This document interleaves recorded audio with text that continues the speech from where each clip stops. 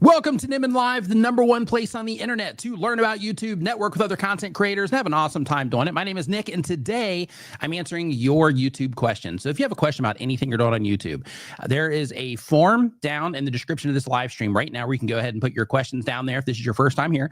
I mean, you can do it anyway, but especially if it's your first time here and you didn't know that it was down in the video description. In addition to that, let's see here. Yeah, put it down there. If you are watching this on Twitter or on LinkedIn or somewhere else, then you can find that same exact form at nickniman.com/ask. If you get your question in the form right now, then we should be able to get it answered for you on the stream today, and we should be good to go there. So I'm playing with my camera switcher right now, and I'm trying to just make sure, because I had the automation messed up where it was selecting a wrong camera spot. So last week I talked about, D still in Mexico, Cathay Arts. So last week I mentioned how there is a thing you can connect to the Stream Deck, and with this particular thing, it allows you to set up lights so that when your camera switches, it lets you know that this particular camera's on. So I was like, hey, this is going to be super convenient. I'm going to set it up before next week's stream today comes along. And I'm sitting here and I'm thinking to myself, like, yeah, you know what? Yeah, let's go ahead and get this, set up so I can get it all, sorted, and, I can maybe do some fun stuff with the cameras and all that. Well, it's pretty difficult to set up, so I'm still working on it. I wasn't able to get it done in time, but it seems pretty cool. So we've got that. It at least seems pretty cool. Hope everybody's had a fantastic weekend. I hope that you are excited to get into the content today and learn about YouTube. Again, there is a form down in the description where you can put your questions. We've already got a few of them coming in. Just want to make sure that you are aware in case you are just happening to just join us. Roger Wakefield in the house. What's up, my dude? Hope that you are doing fantastic. Nice to see you in here. Thanks again for this amazing coffee cup. It's my favorite coffee cup of all time. Thank you so much. But Roger says to D, don't get stuck in Mexico. And I absolutely agree. Don't know, when D was stuck in Mexico last time, it sucked pretty bad. So yeah, it'll suck if that were to happen again, but I think he's good. I don't think we have anything to worry about right now. So because of that, we're going to go ahead and get into the questions. Neil, Urban Explorer or Urban Van Life, what's going on? Beanie Draws, what's up? Hope you guys are doing great. Shawnee Grows, hope that you are doing great. So we're going to go ahead and get into the content today and see what we got. So we have a channel here. I don't think that we've actually had them in the stream in terms of asking a question yet. So this is great. The name of the channel is Country Boardwalk Studios. They upload 1 time per week or more. They do art education content, and the goal of the channel is to teach others. And the question is, does a mobile version of YouTube have less features than the original version? Yes. The mobile version does have fewer features in terms of the creator studio side. So you're missing an entire world when it comes to what's available to you as a content creator if you get a computer. Now, with that said, how many people here just do everything on your phones? If you do everything on your phones, you don't have a computer that you put everything on or that you manage everything with. If you're doing everything on your phone, just say me. I'm curious to know, how many of you are in here dealing with the same problem. But basically, when it comes to YouTube, we have everything that is, desktop first, right? As a content creator. Now, when it comes to being a mobile creator, you are limited in terms of the information that you are given at a glance. Right. And what I mean by that is the seemingly amount of information that you have. So on the YouTube Creator Studio app, you pretty much have the quick view, and you can kind of dig into that a little bit, but you don't have full-blown advanced mode analytics. And because of that, some people might be at a disadvantage there because they might, not be able to see things that are important to them. So because of that, what you can do, if you have a mobile browser, it can be Google Chrome, it can be Safari, it can be Firefox, it can be Opera. I think they have it too, but pretty much any mobile browser. What you can do is down in the bottom right-hand corner, in most of them, if you click on that one, then you are going to see an option to use it in desktop mode. Okay, so here's how you get around all of it. So you don't have an app that's going to give this to you, but you can go down and use it in desktop mode. So you open up your browser, set it to desktop mode, then you go to studio.youtube.com, and then it's going to take it to where you can log into your YouTube channel, and then you'll be able to get full YouTube Analytics there. Now, they are going to prompt you to open the Creator Studio app or maybe install the Creator Studio app, but bypass that, just keep going forward and skip that. And then you will be able to get completely into the back end, just like you would be if you were on a computer. So that gives you all of the stuff that everybody else has access to. The only downside is that there is a little bit of limited functionality there. So you can do things in there, but it's just a little bit more cumbersome. And I think some things when it comes to uploading and things like that are just like real clunky there. And some of them I think that you might not be able to do. I'm not sure if they fix some of those or not from a mobile device, but that is how you get around it. So you can access it, but man, they make you work for it. So unfortunately, that's the path that you have to take in order to, get to that particular information. So the next question that we have here on our list is from Schmokes Shop, and that's with an SCHMOKES. They've been making content for 1 year or more. They do automotive DIY content. The goal of the channel is to teach others. And the question is, why does a 1 out of 10 suddenly stop performing? Most recent videos was doing relatively great and then fizzled to nothing overnight. The reason this happens is because when videos are 1 out of 10, it doesn't speak to how the general public is going to respond to it. So when you first publish your videos on YouTube, how it works is as soon as you publish, the people that are the most likely to enjoy that content at that moment in time are going to be the people that are the most likely to see it, right? It's a brand new video. They're going to be testing it out.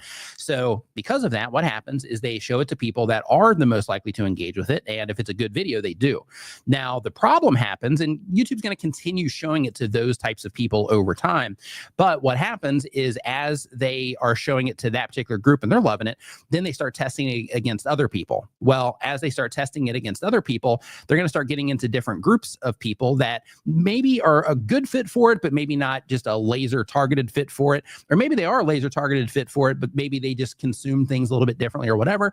And just for whatever reason, they just don't vibe with it as much as they do when it comes to, when it comes to that initial group. And then that keeps happening. And then before you know it, it gets into groups that are not responding to it as well. And then that's where they start prioritizing content that does get that response for those same groups compared to the ones that do not. So that's kind of what happens. Also keep in mind that, and you mentioned right here, so I'm glad you said that about, you're hoping for the second wave. So that kind of thing happens too, to where you get that initial, push where YouTube's testing it and all of that. And they're, checking like, hey, how do people like this? This is a new video on the platform. Should we show it to people? How do people like it? And while they're testing that, once that initial test runs, then they're going to continue testing it against people. So as long as people do end up responding to it better, a week from now, 2 weeks from now, 90 days from now, whenever it is, then that video can get legs and continue to bring in, a decent amount of viewers or even some viewers, every day. So because of that, don't get discouraged by it, but it does kind of get discouraging when you see that type of thing happen where you're like, all right, this one's a rocket ship. Here we go. And then, just kind of fizzles out. So, but yeah, we all go through that one. This is another one of those things. And you say right here that it's frustrating, and it is. And this is one of those things where when it comes to being a content creator, it's important to make sure that you don't put too much emphasis on that 1 in 10. Like the 1 in 10 is great because it lets you know like, hey, how does this compare to the last 10 videos? But it can be extremely misleading. And the reason that it can be extremely misleading is if you published, 9 bad videos and then you publish 1 good video, all of a sudden it's going to be that, 1 in 10. So, it's kind of easy if you're, if the content isn't, that good or you're putting out some duds, it's not that difficult, to get that 1 out of 10 spot. And then once you have those good videos that are going out, then it starts becoming more and more difficult to hit that number 1 because you've put out some really good videos, right? So I think that it's good in a way because it just kind of gives you just a general idea of what's happening initially on the video. But I think it's bad because it brings a lot of emotion with it, right? It brings a lot of emotion and it makes content creators think that like, oh yeah, this one's going to go to the moon, and it just dies, right? So because of that, I think that that 1 out of 10 feature is something that you definitely shouldn't pay too much attention to. Hey, and it looks like we've got a visitor here. It looks like my brother from the same mother might be checking in, and I do not have my sound effects here. Yep, I do not have my country sound effects, but I'm just going to go ahead and bring him in. What's going on, D? Yeah, can you hear me okay? Okay, let me turn my audio up. I can't hear. Are you saying anything? Yeah, can you hear me okay? Can you hear me? Okay, I can't hear him. I don't know if it's on my end or on his. Can you guys hear him? Oh, no. Let me know if you can hear him. Can you hear me? Ah, they can hear. You can hear. Okay. Yeah. So yeah, I guess I'm gonna have to put in like headphones or something. Well, I just messed everything up. So yeah, let me give this to D, and I'll figure something out on the audio side. Yeah. So I'm streaming through the DJI Osmo 3, which is actually pretty cool. I set it up last night for the first time ever. Nick let me borrow it to go on this trip. It's super tiny, and it has face tracking, which is pretty neat. So that's what I'm streaming on. Derailed from a distance back in Mexico. Yeah, so the first time live streaming with it. I think it works. I think the audio is coming through this microphone. I think so. Evil Empire Gaming says, how many brothers from the same mother It's not muted. do you have, Nick? We have an unofficial brother named Dan who pops up every now and then. Chatty Cathy, how you doing? Good to see you. Nope. Neat, the Osmo. Yeah, this thing is really cool. It's the first time I've ever played with it last night. It just plugs in USB-C into my computer, and the microphone just turned on. Everything works. The face tracking set up. Everything is working. You can see I've got a little travel light with me. Got one on the side, one in the front. This is what I travel with. This could probably be brighter, but yeah, that's what I'm rolling with. My little Mexico travel kit. Do you lose your replacement? Will Nick lose your replacement play button? Oh, I'm sure. You think the mic isn't working? All right, guys. So we're going to have to test this out. Is the mic coming from this? Is the mic coming from this microphone? It should be. If not, I'm going to have to plug in the little lavalier microphone that it came with. Living in Omaha, yes. Yes, Nick lost my play button the last time I was in Mexico. No, it's not. Oh, my goodness. Okay. Hey. My mic is fine. I can hear you. How weird. Your mic might be off or not connected. Lots of room echo.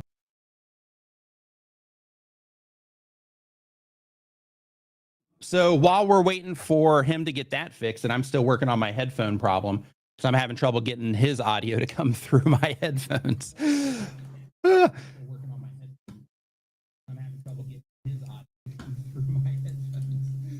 All right, so now we have an additional problem with the feedback, but I think it got it now. So yeah, we've completely derailed here. Mission accomplished, I think. So that worked out. So super chat. Yeah, I'm having some issues here also on the audio side, just trying to hear him. And for some reason, my Rodecaster audio and everything's not coming through.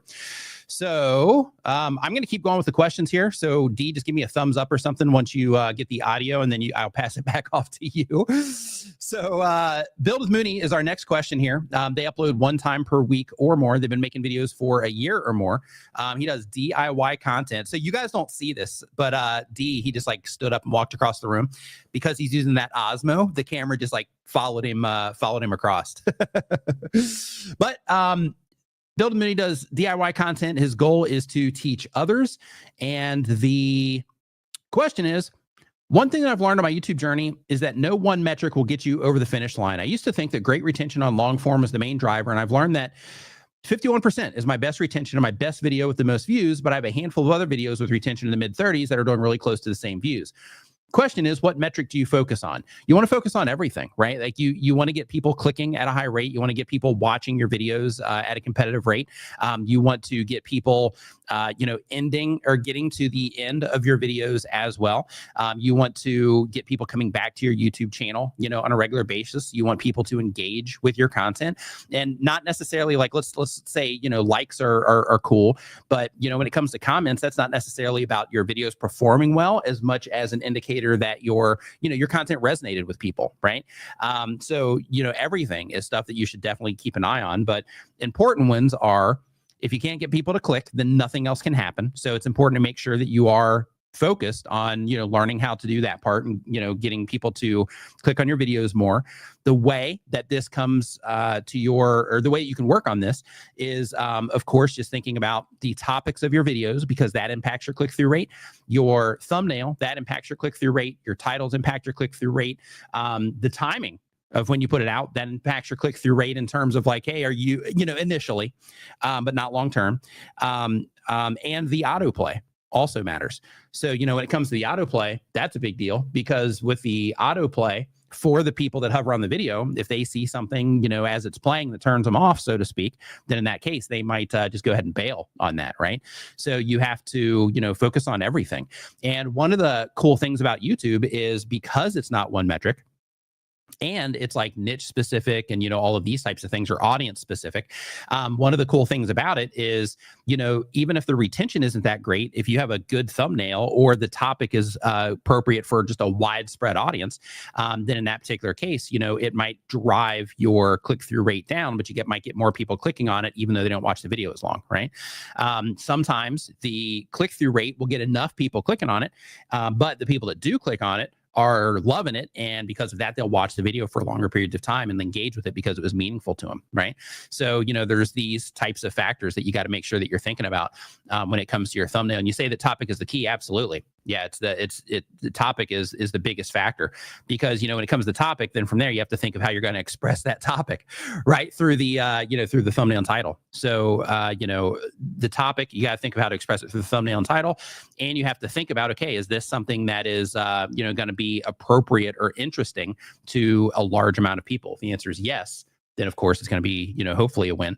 But if the answer is like, it's only, a small amount of people in the grand scheme of things that are really going to enjoy this, then in that case, puts you in a situation where, may or may not, may not do good. Neil? Super chat. Urban Explorer, what's going on, dude? Says Urban Van Life. The Urban Explorer is still stuck in my brain, man. Says, I think if you stream more, Nick, you'll get better at it. It's a learning curve. Yeah, I know, right? Yeah, absolutely. Well, what should have happened is we should have actually, been here and prepped for this before we actually went live, because this sort of thing happens. You don't want it happening when you're live, but this sort of thing, it can be avoided when, when we're here, kind of getting it all prepared beforehand. So Vicky Wesson Art is the next channel. They upload when they have time. Been on YouTube for less than 6 months. They have an art channel. The goal of the channel is to make money. And the question is, why one video has gotten near 30,000 views, but the others are slowly getting more? How can I spin off from the 30,000 video, but provide more education in lieu of just painting ugly stage that you go through? So if you have one video that's got nearly 30,000, but the others are slowly getting more, then you're heading in the right direction. What you want to do is you want to analyze that video that did get a lot of views on it. And you want to try to uncover, like, what was it that caused people to enjoy that video more? Was it the topic by itself? Was it just more appropriate for a larger amount of people? Was it, a very particular thing that you were doing in the video? Or let's see here, if you're painting, hold on, I just got to look at the channel real quick and see exactly what it is that you're doing here. Yeah, D just like completely disappeared. Let's see here. Go to popular.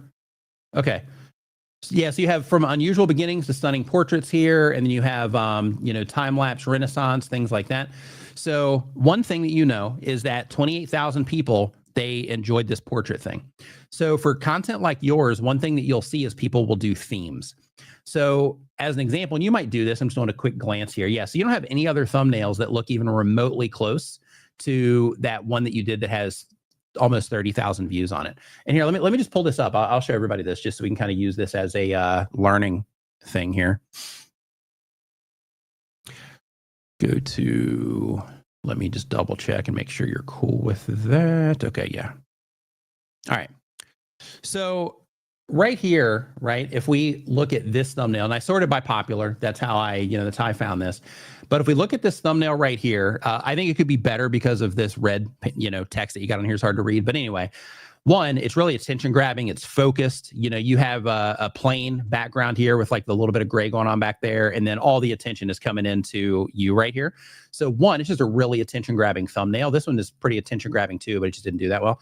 But one thing that is advantageous for content creators when you have something pop like this is to think to yourself, okay, why do I think this did well? Well, one, the thumbnail obviously is something that, you know, would be a part of this too. Once they came into the video, they, you know, enjoyed what it is that they got out of the video, and YouTube, you know, identified that and then therefore showed it to more people, and then they liked it and so on. So the first thing you should do is you should think, okay, if this is something that people like, is this something that I'm willing to give to people? Right?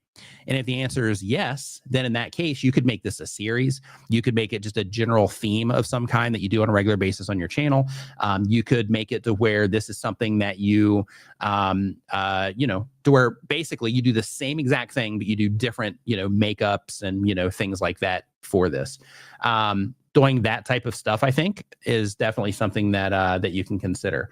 However, I'm not sure if you're doing like a, oh, okay, so this is just a painting tutorial. I thought you're doing some type of like makeup or something.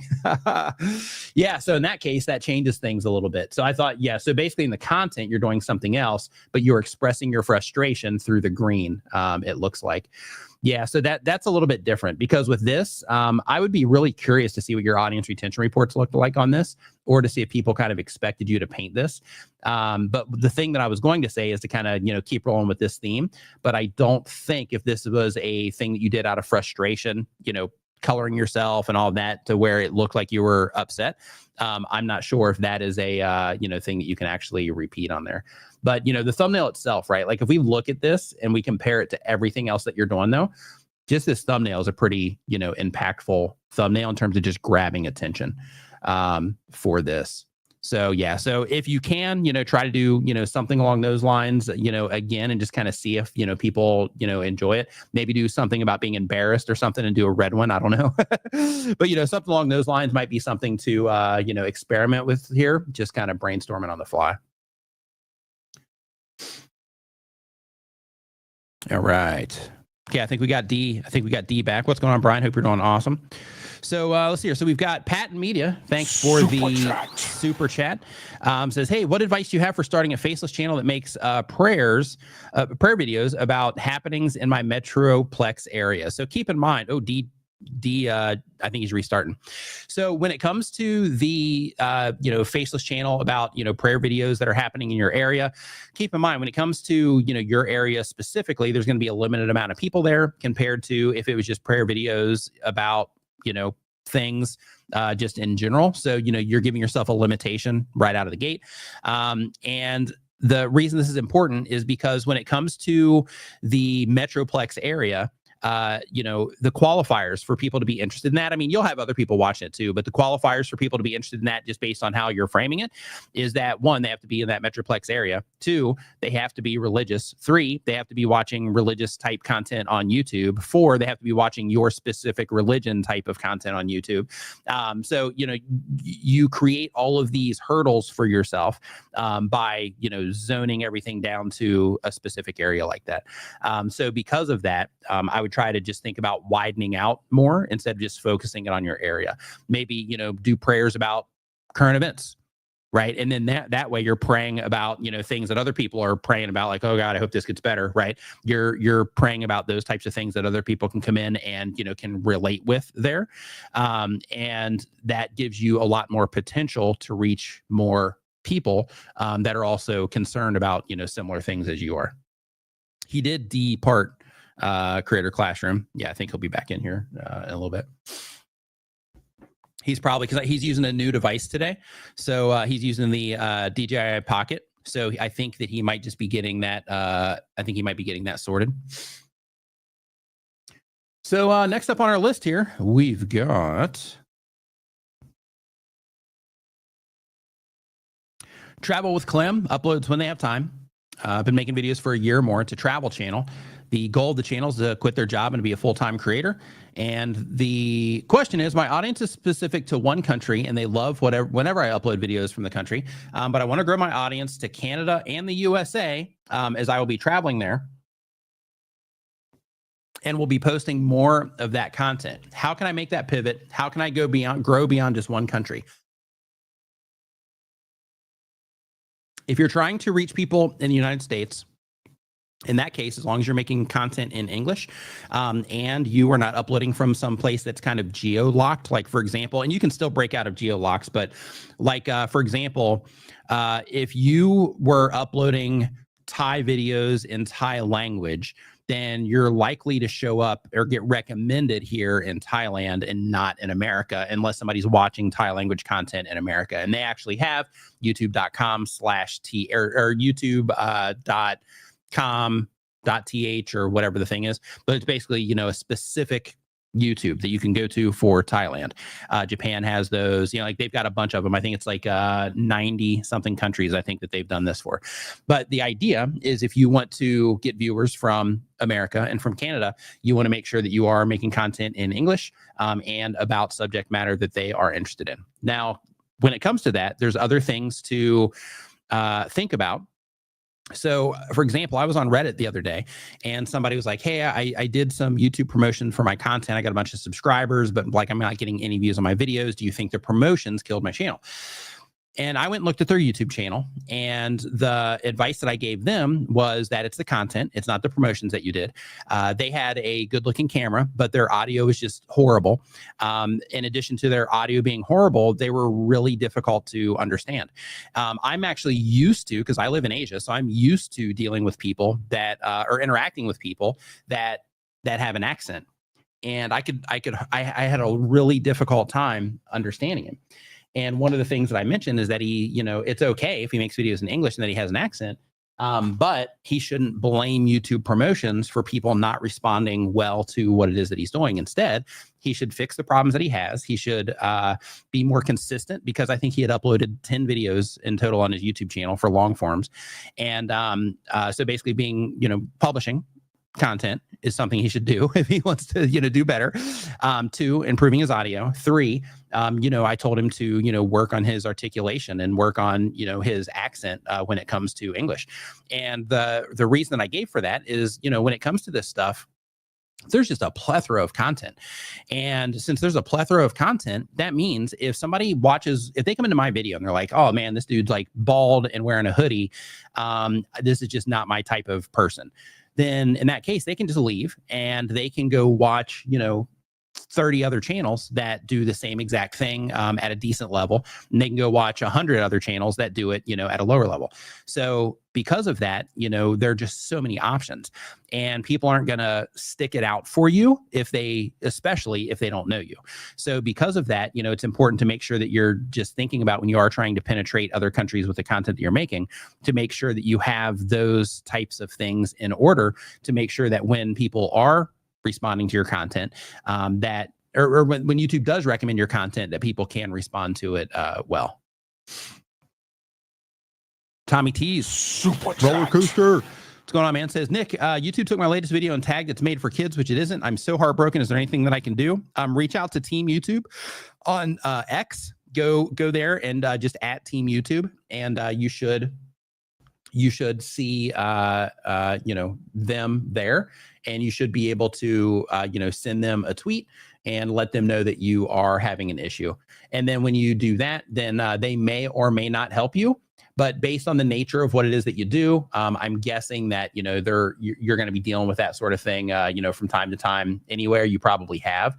So because of that, I would just, be mindful that, this is something that you're going to have to deal with from time to time. And I would just have that Team YouTube. I would have them, I don't think speed dial is the right word, but I would have them to where you're, ready to, send them a tweet as soon as you notice that, as soon as you notice that you had an issue. I'm going to send D a message and see what happened with his mic here. Can't get the mic working. What's up, people? This your boy Viper.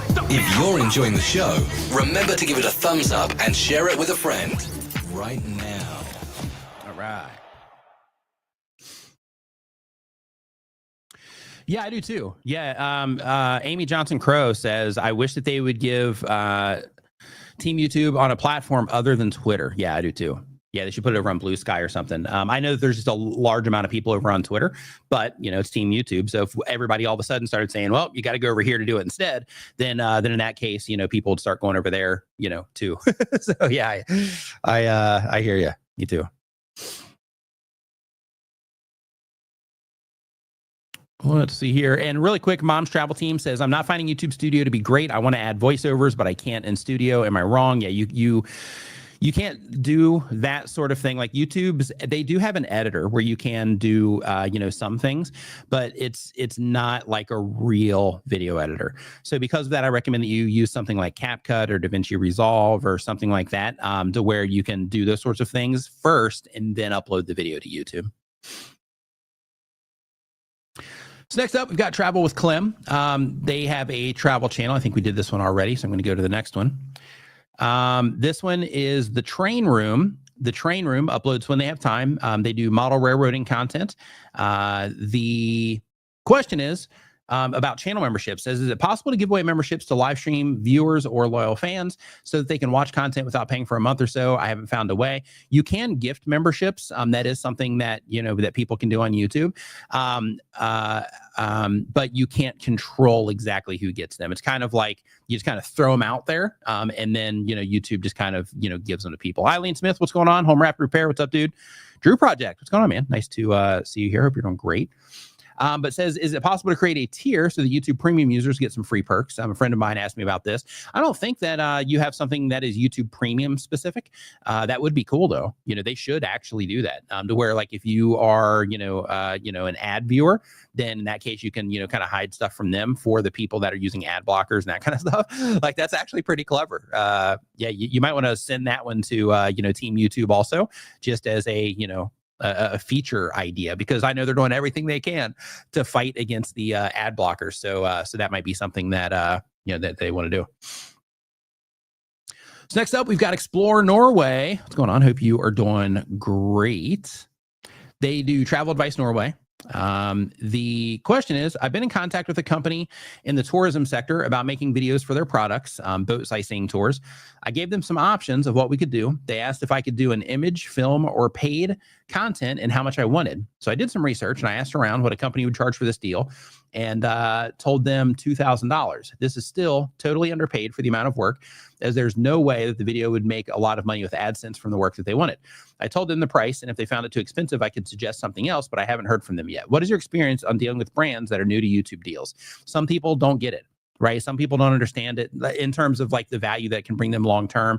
Other people, they understand it because they've used it, and those people are more flexible. But when it comes to people that, they just don't get it, that's definitely something you're going to run into. You have that problem in terms of people that don't get it. You have another problem of brands that intentionally try to take advantage of content creators by, undercutting them and, things like that. You have, shady stuff when it comes to brand deals in terms of, them trying to get you to sign up for things in your contracts that, aren't in your best interest. But on the other side, some brands are really cool to work with. They're really easy. They're laid back. They are flexible. They'll work with you. If you have like a really cool idea, they'll help support that idea, even if it's not a part of your contract. Like there's good sides of it as well. But there is definitely that, like, the uninformed side, and then the shady side, that's a little bit more, over that way. So next up on the list, I sent Dee a message. And I'm not sure what the word is there. So next up, we got Dreaded Wolf. They upload 1 time per week or more. They've been making videos for less than 6 months. They do martial arts, weapons, and ninja history. The question is, I was live streaming for a while with about 50 to 25,000 views, and we get great encouragement. I stopped because I wanted to grow a long form audience more than shorts or streams. Would I have trouble getting views on long forms after the switch? So you're live streaming, and you would get 50 to 25,000 views. That's a big swing. And great engagement. And you stopped because you wanted to grow a long form audience. Oh, I bet it was in vertical. More than shorts or streams. Would I have trouble getting views on long forms after the switch? It depends on how good your videos are. Because when it comes to When it comes to YouTube, everything that matters is how good are your videos. So when you publish something, is your video about something that a decent amount of people are interested in? Once YouTube shows it to somebody, are they clicking on it, right? Because it's something that they can clearly identify as something they might care about. And then the title is something that's interesting to them or compelling to them in some way. And then once they come into the actual video content, what experience do they get there, right? In terms of how long do they watch? Do they engage at all? Do they make it to the end of the video? Once they do make it to the end of the video, what do they do then? Do they click on another video and watch more? Do they subscribe to your channel? Do they go and hit your videos tab and binge watch some of your content? Like, what do they do then? Those are the types of things that are important when it comes to if your videos are going to do well or not.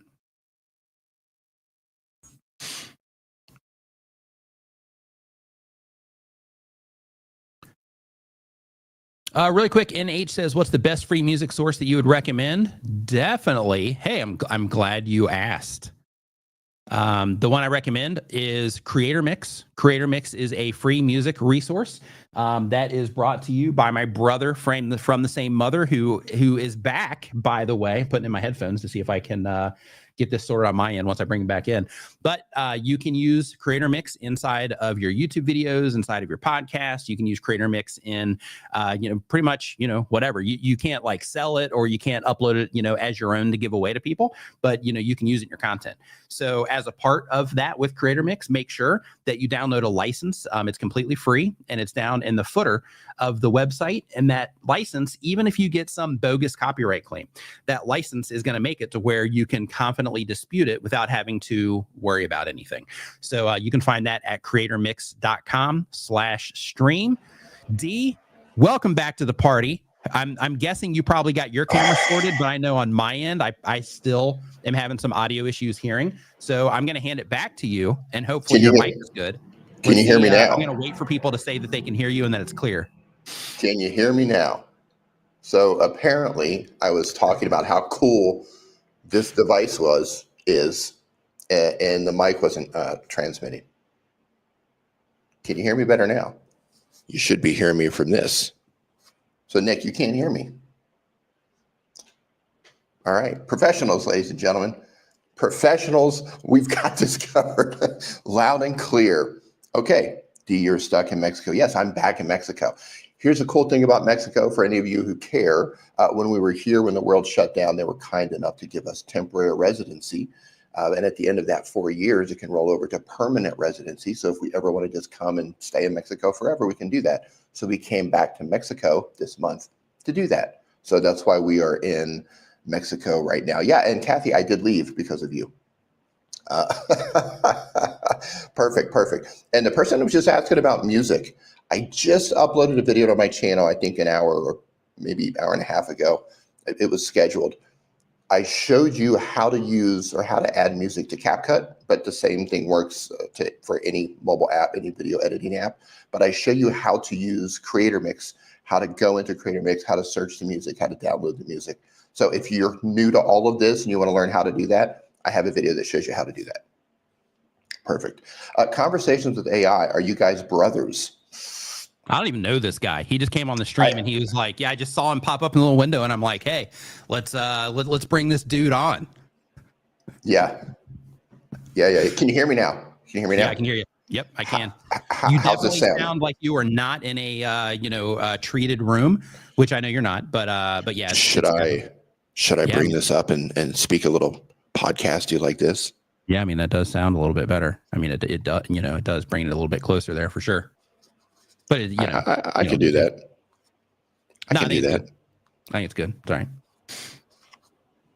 So D, man, so you're in Mexico. How you enjoying Mexico? It's been cool. The weather's great. Windows open. Nice 70-degree weather every day. No aircon. Eating some good Mexican food, but I ordered Little Caesars yesterday because for those of you who don't know, we don't have Little Caesars pizza in Thailand, so it's a bit of a treat when we come on this side of the world. So, yeah, I'm actually jealous right now. Hey, eat some breadsticks for me. Definitely, definitely would like some of those breadsticks. All right. Doug says a little bit plosives that close. So I'm going to have to wiggle this. Let's get back to answering YouTube questions. I don't want to I don't want to derail your stream any more than I already have. Absolutely want to derail the stream even more than you already have. Hey, really quick though, it was super cool. So I know you're on the Osmo, and it was awesome when you got up to walk out of the room when you were working on your audio stuff. It just like followed you like all completely out of the room. It was great. Yeah, I was okay, this is good, but if something like weird was going on over there, and knowing you, right, I'm like, yeah, who knows what weird stuff can be going on in his background. So I was like, like as it was trailing away. Yeah, it was great. Yeah, I think that's a great feature. Plus, yeah, it could be in a live situation. It could be weird as well. Yeah. But, you can see the lights, which is kind of cool. So I've got a cool little travel set that I put together. I just put the Osmo together last night. For the first time, I took it out, put it up. Everything worked until I came on the stream today. And then this disconnected out of the blue. So nice. There you go. So Gregor Brown is our next question here. They do bi-weekly content, been on YouTube for a year or more. They do travel content. The goal of the channel is to quit their job and to be a full-time content creator. And the question is, what's your best advice for designing thumbnails and thumbnail composition? Because I'm trying to get the formula right, but I don't think that I quite have it yet on my thumbnails. And I really want to try to earn that click from my videos with good thumbnails. This is a great question. So I'm going to go first, and then I'm going to hand it off to Dee. So when it comes to thumbnails on YouTube videos, it's really important to make sure that you are thinking about focusing on a singular thing. So when YouTube is recommending your content on homepages, suggested videos, when it pops up in the mobile feed, when it pops up in subscriptions, anywhere that YouTube shows your content, they show the thumbnail. So because of that, it's important to use that to grab the attention of people that you are trying to target with your content. So make sure that when you're putting your thumbnails together, that you're thinking about, okay, what exactly about this is going to help the people that I'm trying to reach identify that this is about something that they might care about, okay? That can be an object, that can be a person, that can be stylistic choices that you make. It can be anything like that. Make sure that when you are using color, that you're sitting back and you're looking at it and you're asking yourself, okay, this text that I'm putting on here, is this text is just kind of blended and everything, or does it stand out? Does it really, kind of pop off of this thumbnail to where somebody can easily see it at a glance instead of having to examine the thumbnail, because nobody's going to examine the thumbnail, right? You want to make sure that if you do use text, that your text is bold and easy to read, because YouTube does show it to people on different pages of YouTube and on different devices. And you want to make sure that, again, at a glance, that people can easily know what your video is about if you are using text to support the imagery. In addition to that, make sure that you're not adding anything to your thumbnail. It's going to distract the viewer from that thing that you are using to grab their attention. So let's say, for example, if there's any gamers in here, if you are using a character for a game, you want to make sure that that character is just big, right? To where if somebody plays that game and they're familiar with that, familiar enough with that particular game, that as soon as they see that character, they're gonna be like, oh, this is that game. And they make that mental connection because they see it, right? So you just want to make sure that you're focusing on that. Try to be mindful of the colors that you're using also, because the colors can help make a thumbnail look really nice and professional, or they can make it look like total garbage. And another thing to think about is to make sure that you are making sure that the thumbnail does match the content. So for example, if you are making super amateur, like, vloggy type content, things like that, you don't want to use a super hyper produced, Mr. Beast type thumbnail, because it's not representative of what it is that you're doing. Now, if your vlogs are like high quality and everything like looks nice and it sounds nice and it does have that like amateur / professional feel, in that case, you are going to better match the viewer's expectation. But don't try to set people up for something that they're going to be disappointed once they came into the video, right? And then on the other side of thumbnails, just always remember that they do create that expectation. And if your thumbnails do look horrible, or not horrible, but if they don't, look a certain way, then in that case, it can cause people to not click on your video because they think that it's going to be a low quality video behind it, because the thumbnail makes them think that it's low quality, right? Because it's a low quality thumbnail. So that's my tips for when it comes to thumbnails. Dee? Well, thanks for leaving some for me. You pretty much covered the entire. All of this. I'm drinking all this. Yeah. That was pretty much the A to Z with thumbnails. I'll add a little bit to that. Don't think that you have to have a fancy or busy looking thumbnail. Sometimes a photo works. Sometimes just a picture of you works. One of my favorite channels for this is a channel called Dry Creek Wrangler School. He's a cowboy. He's got a horse farm, and he just sits there in his barn or in a chair, and he's an interesting looking person. No, I'm just showing some just like nice focused thumbnails, right? Yeah. Yes. Good. But he's an interesting looking person. The background is interesting. There's no text on the thumbnail. It's just him. It's just him sitting there.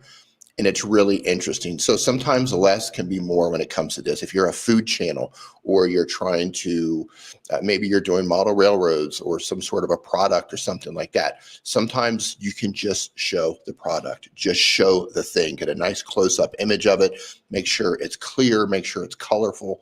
And sometimes that can work. And I think Nick covered everything else. But I will say this, over time, you're going to figure out what works. Okay, my audience usually responds to this type of thumbnail. When I make this type of thumbnail, they generally don't respond to it. You're also going to find, as your channel grows and you have more data, that different traffic sources can react differently to different types of thumbnails. So just something to keep in mind moving forward. But I think Nick covered pretty much all of it. Yeah, and another thing too, when it comes to thumbnails, YouTube has the A/B testing feature now.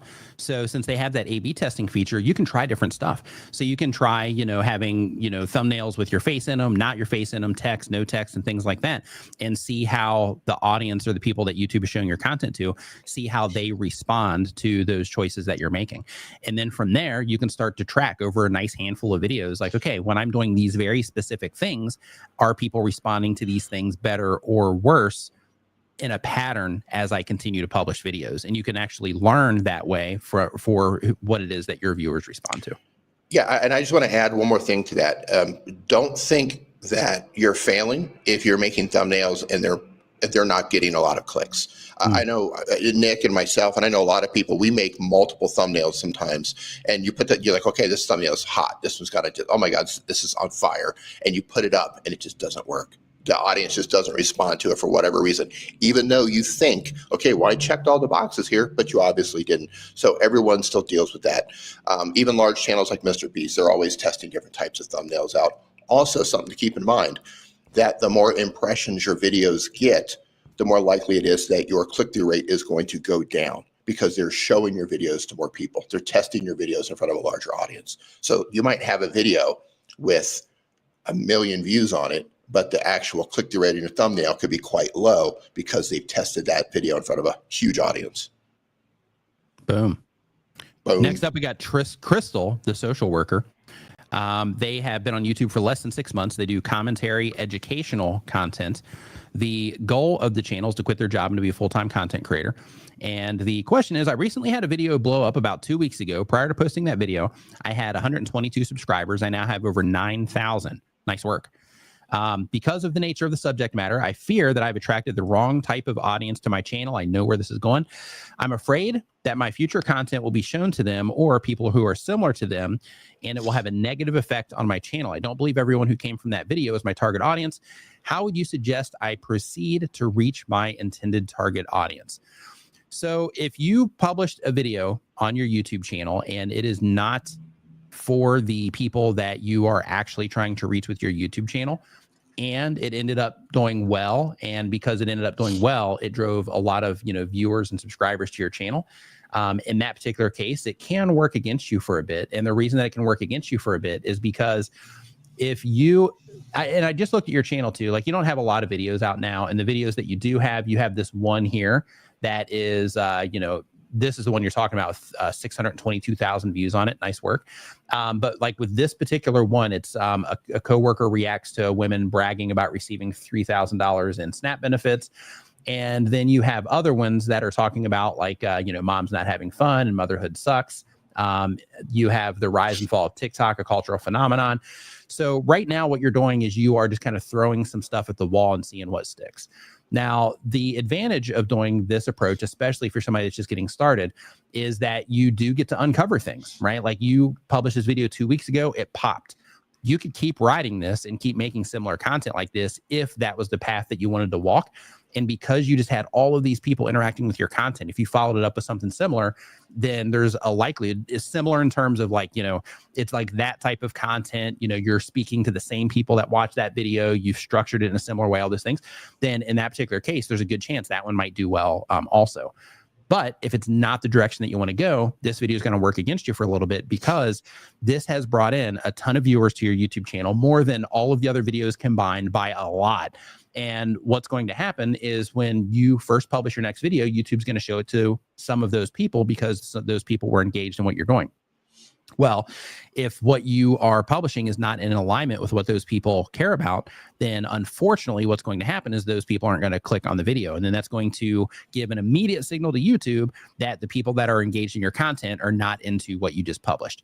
Now, that doesn't mean that the video is going to be, dead long term. It doesn't mean that it won't that it won't just, get showed to a different type of viewer and then they end up liking it, nothing like that. But the problem that you're running into here is that you had people engage in your channel that are interested in one thing and you're going to give them something else. So it's kind of like, like going to McDonald's and having cheeseburgers, all the time. You're like, wow, these are great. And then you walk into McDonald's, the only thing they sell is like, fish, right? Like you're walking into Long John Silver's or something if they're still around. So it's just a totally different thing that you're going to be giving them now. And that's where it can start to work against you, because when YouTube recommends it, they're less likely to engage. Now, like I said, doesn't mean that you don't stand a chance. It just means that initially, when you publish the video, those initial people that YouTube might say, hey, this video blew up. These people, love this channel. They subscribe to her. Like they want this. They're going to show them that content. And if they don't respond to it, then in that case, it's going to tell YouTube that they're not into it, unfortunately. Can I add something to that with Absolutely. my own experience? Mm-hmm. So I made a video that, and from the outside looking in, you might think this is fantastic. So my most popular video on my channel, and I think about deleting this video or unlisting this video all the time. It has 2 million views on the video. I don't know, man. I think your CapCut video is going to take that video. That video is on fire. Yeah. I think so. I have 2 million views on the video. It's made me $4,300 since I've uploaded the video. So $4,300 is what YouTube paid me for this video that has 2 million views. The video is how to turn on dark mode on Android. The problem is how to enable dark mode on Android. The problem is I targeted people who wanted dark mode, which is just probably the best group of people on the planet, bar none. You know what? We should actually salute people, like when we see them in public, like, hey, you dark mode user? Dark mode? You know what I mean? Yeah. Dark mode? Yeah. So I targeted people who were the dark mode nod. We needed little tattoos on our eyelids so we can dark mode, so we can recognize each other. So I targeted people who were, I thought it was cool because I was in the dark mode. I wasn't thinking much about it. So I targeted those people, but I wasn't targeting creators. And my channel is targeting creators, people who want to learn how to do things on their phone, people who are new to YouTube, etc. So I targeted the wrong group of people. Those people, and it brought in like 8,000 something subscribers. Those people were not interested in any of my other content. So on the outside, it looks good. Wow, you had a 2 million view video. And yes, it did make money, $4,300. But those people, in the long run, it's not beneficial to my channel. So it made money, but long term, it really didn't help the channel beyond that. Yep. Next up, we got Eugene JB. They upload 1 time per week or more. They do calisthenics and fitness content. The goal of the channel is to make money. Question is, at the beginning of the video, should I put in a small trailer like coming up and then start my video, or just without any trailer or introduction? So here you are beginning your video as a fitness channel. What I would do on a fitness channel is let your title and your thumbnail be the thing that tells them what's coming up, right? And then give them the content that they come in for. So basically when they first come into the video, let them, remind them what it is that they're going to be getting out of the video quickly, and then get into the content. Don't, waste time doing like hey, in this video, we're going to be talking, and then show like you on this bench and then this bench and then this bench, or this machine, this machine, this machine. Just like, you can show that while you're telling them what you're going to be, showing them, but I wouldn't make it like a little trailer though. I would just inform them so that you can confirm with them that they are getting what they expected when they clicked on your thumbnail or title, right? So just confirm with them what it is that you're going to be going through. So for example, let's say that you're like, okay, today we're going to be working on our back muscles. And because of that, I'm going to be showing you the right exercises on this machine, and this machine. That kind of thing is fine. And then showing footage, while all that stuff is happening is fine. And then get into the actual content itself. But I wouldn't make it like a trailer. So when it comes to making content on YouTube or really anywhere, there's a concept called a hook. Right. And the hook is basically where you grab somebody's attention when the video first starts, and then you bring them, into the content. Part of grabbing their attention when it comes to long form content after they click on the video is just letting people know, hey, I'm going to give you what you actually clicked on for, or what you clicked on, right? Like what you're expecting right now is what you're going to get. And you do that by just reaffirming what it is that you are going to be doing in the video. But experiment though, like do that. In addition to that, experiment with just jumping, right into it. Hey, right here, we're going to start with this machine right here, and then go in and just start doing the thing without any intro stuff whatsoever. See how people respond to that. Like, you're getting started, so experiment. But the thing that typically works the best is by letting people know, for that type of content, is letting people know, hey, I'm going to be showing you this. We're going to, I'm going to take you through this thing, whatever. Let's get into it, right? So you inform them what's getting ready to happen, and then you let it happen to them. Any additional thoughts on that one, D? No, I think you covered it well. Midwest Ghost Hunters? I wanted to go back for 1 second because Karen Cole brought this up. She says, it's still nice to see that huge number, D. Yes, it is. So, don't discount that. So it means I did something right? It means I made a video and I made a thumbnail that connected with the target audience. The problem with that is it was the wrong audience for my channel. So yes, it looks great. And yes, it looks impressive when people look at it. And yes, it made money, but I would rather have had 2 million creators look at that video, because those people would have gone on to watch more videos, which would have in turn given my channel more watch time, which would have given me more money on the other videos that they would have went on to watch, etc. So it would have been like a snowball effect. So yes, it looks great, but I just targeted the wrong audience. Next up, we've got Midwest Ghost Hunters. They upload 1 time per week or more. They do entertainment content. The goal of the channel is to connect with others who like what I like. And the question is, hey, Nick, recently another channel with an almost identical name to ours has started. They're in the same niche, haunted locations, but I've started getting roasted by the community because of their dramatic, over-the-top reactions and false information. Some people are starting to confuse our channel with that one. How can I make sure folks don't confuse the two? Short of changing my channel name, what should I consider if I do decide to change my channel name? Thanks so much for all that you do for the small creators. So my pleasure, first off. But second, I would not change your name, especially if you were there first. I wouldn't change your name. You separate yourself by making better content. So making it, like I would just not even focus on them at all. Here's the reality. Okay. So most people that start YouTube channels, they don't make YouTube videos for a long period of time. So if you plan to make videos for a while, just keep doing your thing. The likelihood of them falling off and, just, not doing it for long is extremely high. So because of that, just keep doing your thing, build your brand, focus on delivering your viewers the best content that you can give them, and just let them do their thing. I don't know if you do any live streams or anything like that, but if something like that comes up, during your live stream, then you can address it then. But I wouldn't even acknowledge that, that other channel is out there because, it doesn't matter. And if you bring attention to them by making a community post, hey, there's another channel that, makes content like us, blah, blah, just let you know it's not us, blah, blah, like those types of things, I wouldn't even worry about it. I would just focus on delivering the best content you possibly can to your viewers, focusing all of your energy on trying to get better, trying to understand the people that are watching your content more, all of those things, so that when they do fall off, then anybody that is watching their content, they will ultimately end up running across you, and they can come in and enjoy what it is that you make. So yeah, so I would just stay focused on on your path. It's a great question though, because that's something that doesn't happen a ton to people, right? In terms of channels, starting that are similar. So that's a really great question. So I'm glad we had the chance to talk about that one. So Detroit DIY, they do DIY home repairs. The goal is to teach others. And the question is, why do some of my videos, including shorts, only have a few hundred views, and then after about 6 or 7 months, they take off? Also, I noticed that YouTube will suggest the video and then stop, then suggest it again. Some explanations would be great. So here's how YouTube works.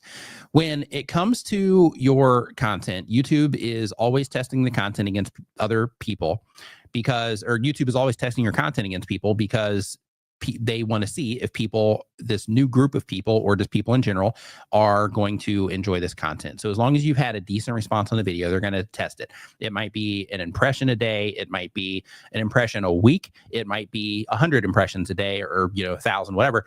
But the idea is that YouTube is always testing your videos against people. And when they find a group of people that are enjoying your content, then they're going to show it to more people like those people. And because of that, it can take a little bit of time for YouTube to find that perfect viewer. But then once they do, then they know exactly who to show that content to. And if they respond to it, then they're going to show it to more people like them. And it just kind of snowballs from there. In addition to that, I also recommend that you do look into your traffic sources.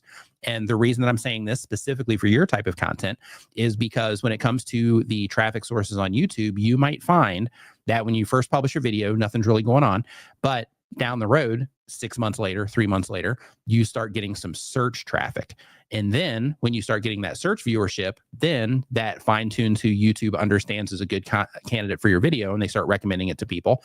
Or you simply just start getting a lot of search traffic, and you start, that's where all of your views are coming from. Other things can happen as well. For example, you can suddenly start getting a lot of traffic or a lot of viewership from Google. So since you make home improvement content, one of the things that you have to your advantage is that you are solving problems for people. And when you're solving problems for people, YouTube will show that content in search to help people solve problems, and Google will show that content to people in search, and as well as all the other textual search engines. Other weird things are starting to happen. You also have ChatGPT showing videos to people also now. So that's going to end up being a thing as well. But the idea is that sometimes you publish a video and it doesn't do great out of the gate, but then later through search traffic or something else happening in terms of YouTube finding the right viewership for your videos, then your videos will end up coming to life down the road. I can't hear you, D. I think you're muted on your end, maybe. Is that better? Yep. I'm a professional, ladies and gentlemen. I've been doing this for quite some time, if you can't tell. I was going to say most of my traffic is search traffic. I think of it as like planting a seed, right? You plant the seed, you water the seed, you go on and you plant the next seed. Of course, that's not going to be for everybody, but for the type of content that I make, that does really well for my channel. And it just keeps giving and it keeps giving. It's evergreen content. The seed keeps producing. Like as an example, like that CapCut video that I was talking about. So with that CapCut video, that one was, let's see here. I think when you first published that one, it didn't do that great right out of the gate, did it? No. Yeah, and then now that one's like a serious contender for possibly like if it keeps trucking like it is right now, like that one's gonna be a major player on the channel. I think it's like 500,000 right now. Yeah, it's 519,000. I'm looking at it right now. 520,000 actually. Yeah. Right now you're pulling in, let's see here, like 8,400 viewers per 48 hours. 7.5 thousand of that is from YouTube search. So yeah. There you go. Yeah, great video. Love the graph on that too. Just like dead and then like whoosh. So basically I will. He published this video on March 26th. By April 11th, it only had 2,000 views on it. By May 23rd, it had 8,000 views on it. And then right around August 7th, it started, a little bit before that, it started taking off. But yeah, look at this graph. This is glorious. And this is kind of, what the question was there. Let's back it up. Right? Rocket ship. Yeah, rocket ship now. Yep. That runway, right? It had that runway, and that's one of those runways where you're like, oh man, they're just not digging this, and then woo, right? That's great. Yeah. Love it. Absolutely. Love it. That's the thing. Like the type of content that I make, most of the time I get it right, but sometimes I make those videos where I think, okay, this one's going to be really helpful because a lot of people are asking for it, a lot of people are searching for it. But I just do something wrong. Maybe, my first few seconds, I just drop the ball, or my audio isn't there, or maybe there's a million reasons why people click away. But sometimes you miss, sometimes you swing, sometimes you miss, but sometimes you hit it. And it takes off, but it takes a while. No, so the important thing is though, you got to keep swinging. Yeah. Yep. So World Wheelchair Warriors is the next channel. They upload 1 time per week or more. The question is, when will we get the section for courses? Some channels have it already. Some channels have it already. I know that I had the option for them to experiment with it on my channel and they activated it, but I didn't use it. So because of that, they deactivated it. But yeah, some channels have it already. So, it's out there.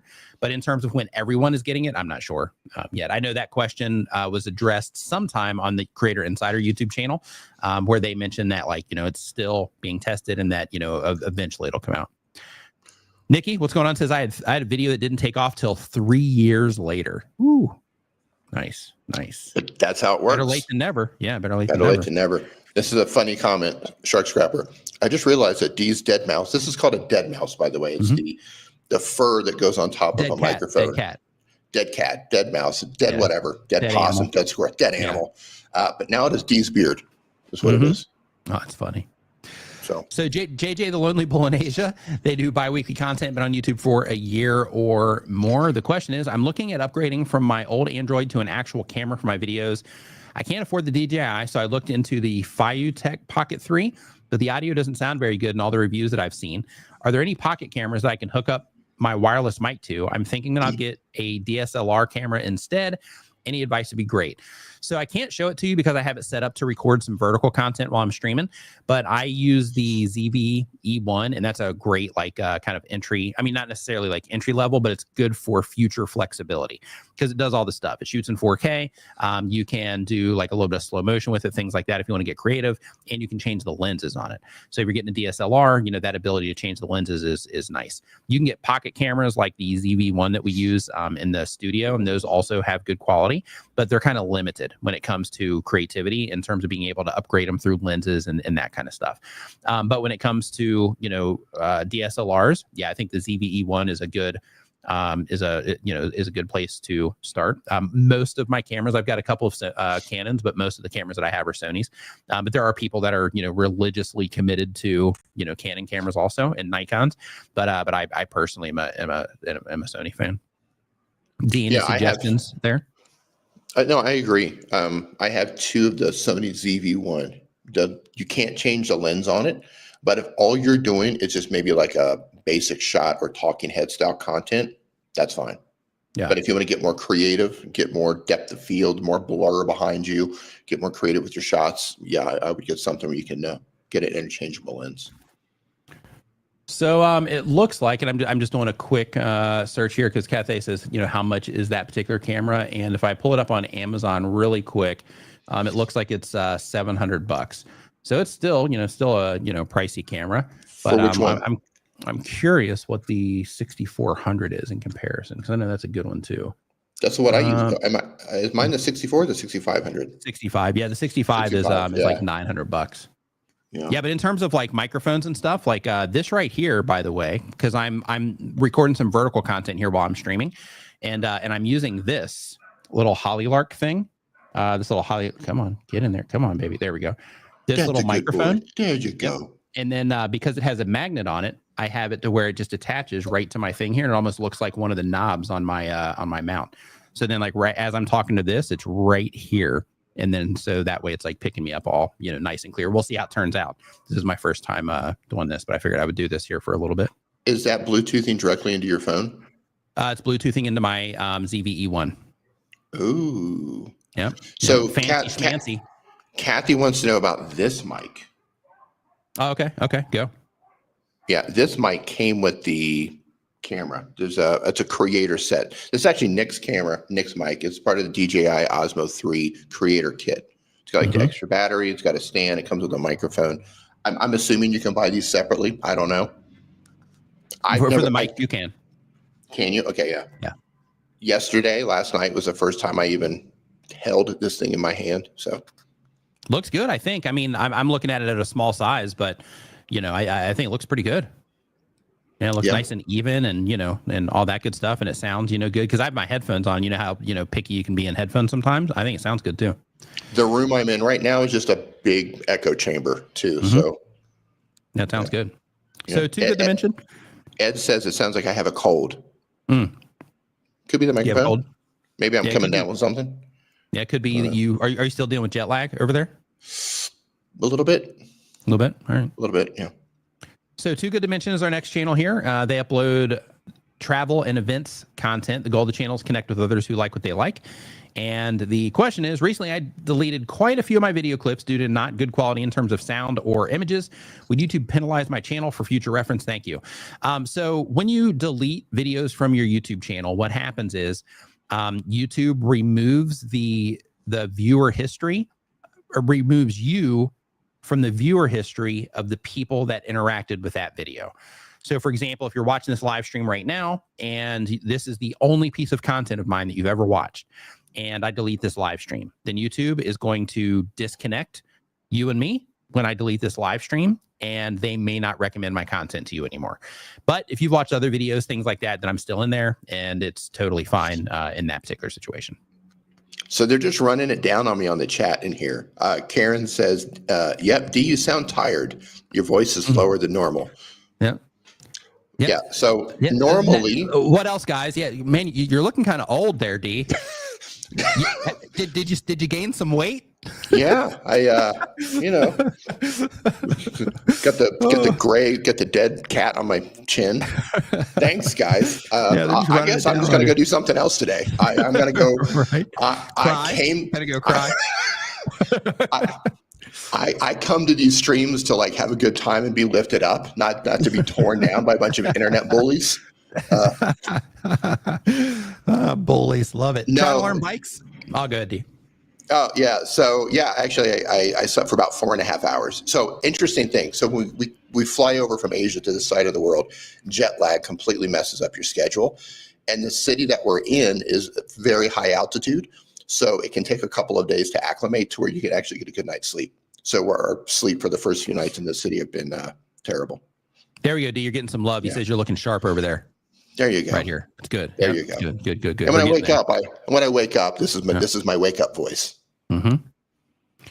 So trying to learn bikes. Yeah, you guys normally hear him after he's been awake all day, right? Like this is a totally different D that you're seeing here, right here.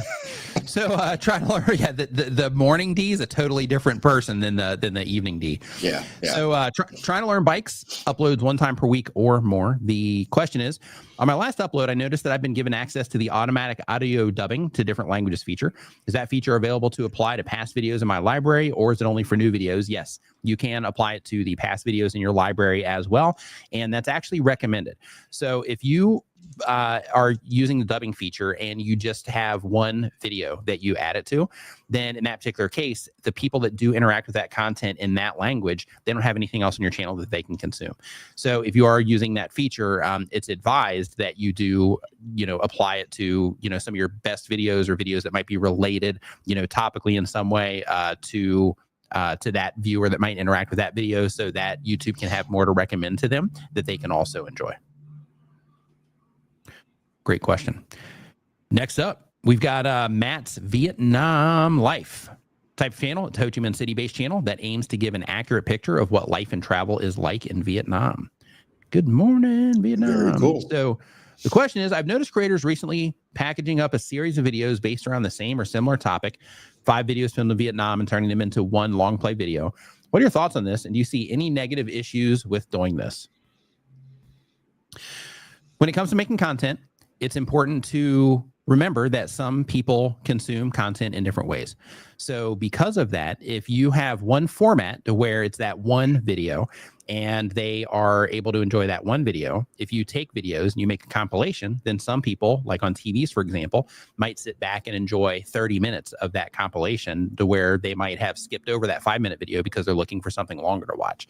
So because of that, people will take long videos and they'll cut them up into shorts using something like Opus Clip.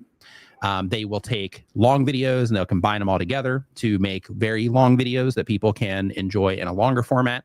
Some people take their shorts and they'll mash those up into longer videos to where it'll end up being like a 5 or 10 minute video.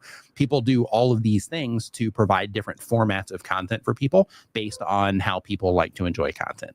So if you have videos, you have the ability to deliver them in whatever ways that you like. And when you do that type of thing and you make compilations out of your own content, that is perfectly fine because you are creating a different format of content. Therefore, you're creating a different experience for the viewer. Yeah, some people like to, self included, I like to listen to longer videos. I don't necessarily want to watch them. Like, say I'm going to do something, I'm going to clean, do the dishes or something like that, mop or whatever. I know I don't want to watch something, but I want to hear something that's going on. I'll put my phone up and I'll find a longer video and I listen passively. I'm not watching it. I'm listening to it.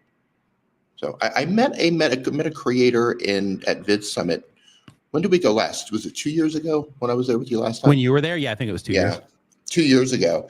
And she was doing really well to making compilations. Shout out to Vid Summit, by the way. There you go. And Nikki, I think Nikki was there. Nikki may have met her too. She I want to say she had a crafting channel. And she was telling me she was doing really well by taking her shorter videos and making it like really long, like 3-hour compilation videos. And those really long videos were doing really well for her. So there you go. So, you know, when you make things available in different formats like that, then, you know, they might appeal to different types of viewers. So that's kind of the play there. Yeah. So next up, we have Black Knight. Black Knight uploads 1 time per week or more. They do gaming, live streams, and helpful content. The goal of the channel is to make money. The question is, my watch time is drastically ahead of my sub count, metrics to monetization. Is there anything I'm missing to help promote my improved sub growth? So keep doing what you're doing. Keep making good content for people, and people will end up subscribing to the channel. There are things that you can do in terms of, you know, reminding people to subscribe just subtly by having a little graphic pop up on the screen or just a quick mention or something like that. But you don't want to completely interrupt the viewer experience in order to do it, right? People are there to watch content, not hear those sorts of things. However, those things are effective. It's called a call to action, and call to actions are when you basically tell people to do stuff. And when you tell people to do things, if you have people interacting with your content, there'll be a certain percentage of people that will do those things. But the whole idea with a call to action is it is calling people to take an action, right? So that they can do something. And with that, you are also just reminding people, right? So let's say that the videos that you're making are really good and people are really engaged in what it is that you're doing. Everybody knows that they can subscribe to a YouTube channel. Some people are just into the content. They're not thinking about it in that moment. However, if they're really into it and you happen to drop that call to action at the right time and they're just watching your content like, wow, this is great. And then you're like, oh, hey, by the way, I publish videos like this every Monday. So make sure you subscribe for more. And then they're like, oh yeah, definitely, you know, want to subscribe, because they just weren't thinking about it, right? So you're just raising that, you know, awareness about reminding them that they can subscribe. So don't let it interrupt your content in any way, but it can be effective. But a real subtle way to do it is with a graphic, right? If you do it with a graphic, and then in that particular case, it's just real subtle and it doesn't interrupt the experience in any way, shape, or form. And you definitely don't want to do something like this. Hit the sub button, hit the like button. If you're having fun, comment, type something. If you're laying back, leaning and engaged, just take a second to smash the whole page. So you definitely don't want to do stuff like that when it comes to asking people to subscribe, because it interrupts the viewer experience.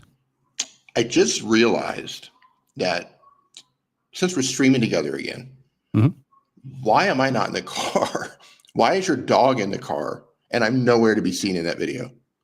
Well, we ran you over like 2 blocks back. Okay. Hit and run. 2 blocks back. Oh, hit and run. Okay, that makes sense. Yeah, that makes sense.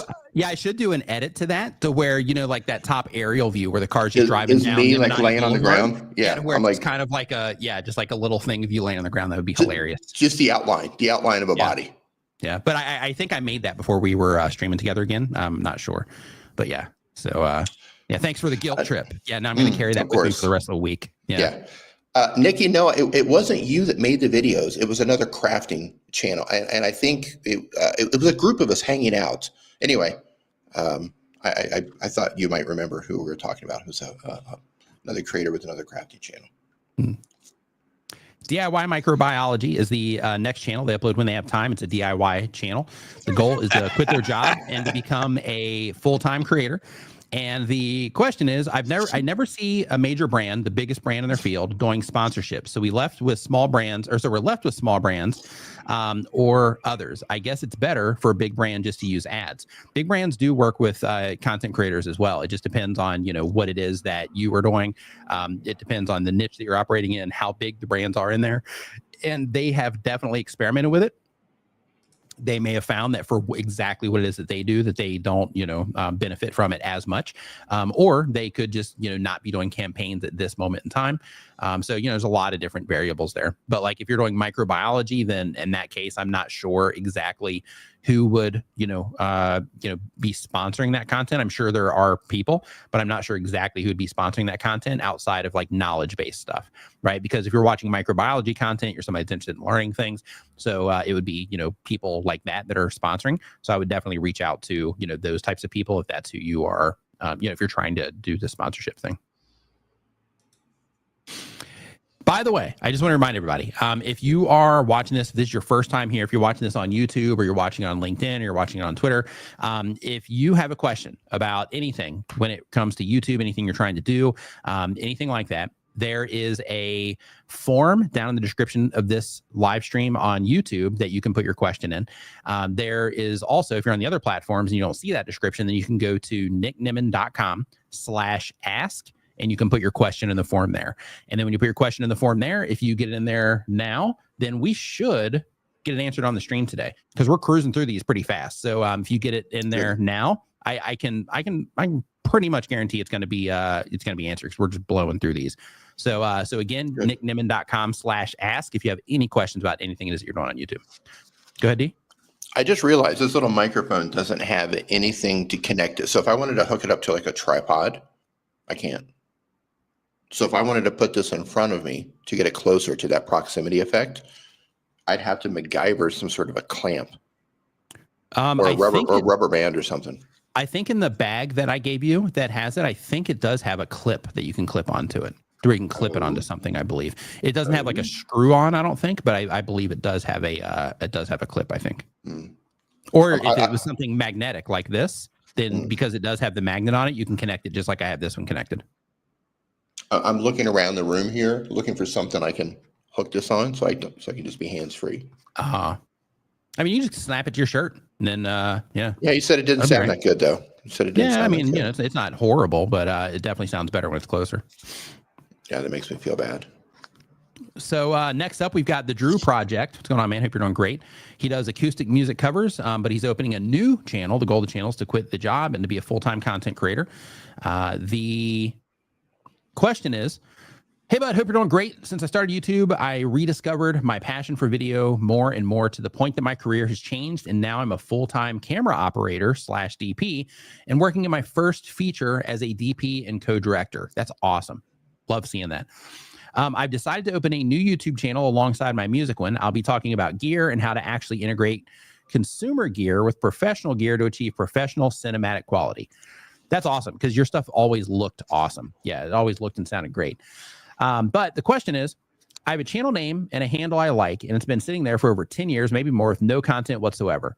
I've only used it to browse YouTube and moderate a couple of channels I co-manage. Should I open a new channel, or could I use this existing channel that's been sitting here? I would open a new channel just because that one, like you said, it's been there for 10 years. So I would just open a new channel so that everything is just completely fresh on that channel and you're good to go.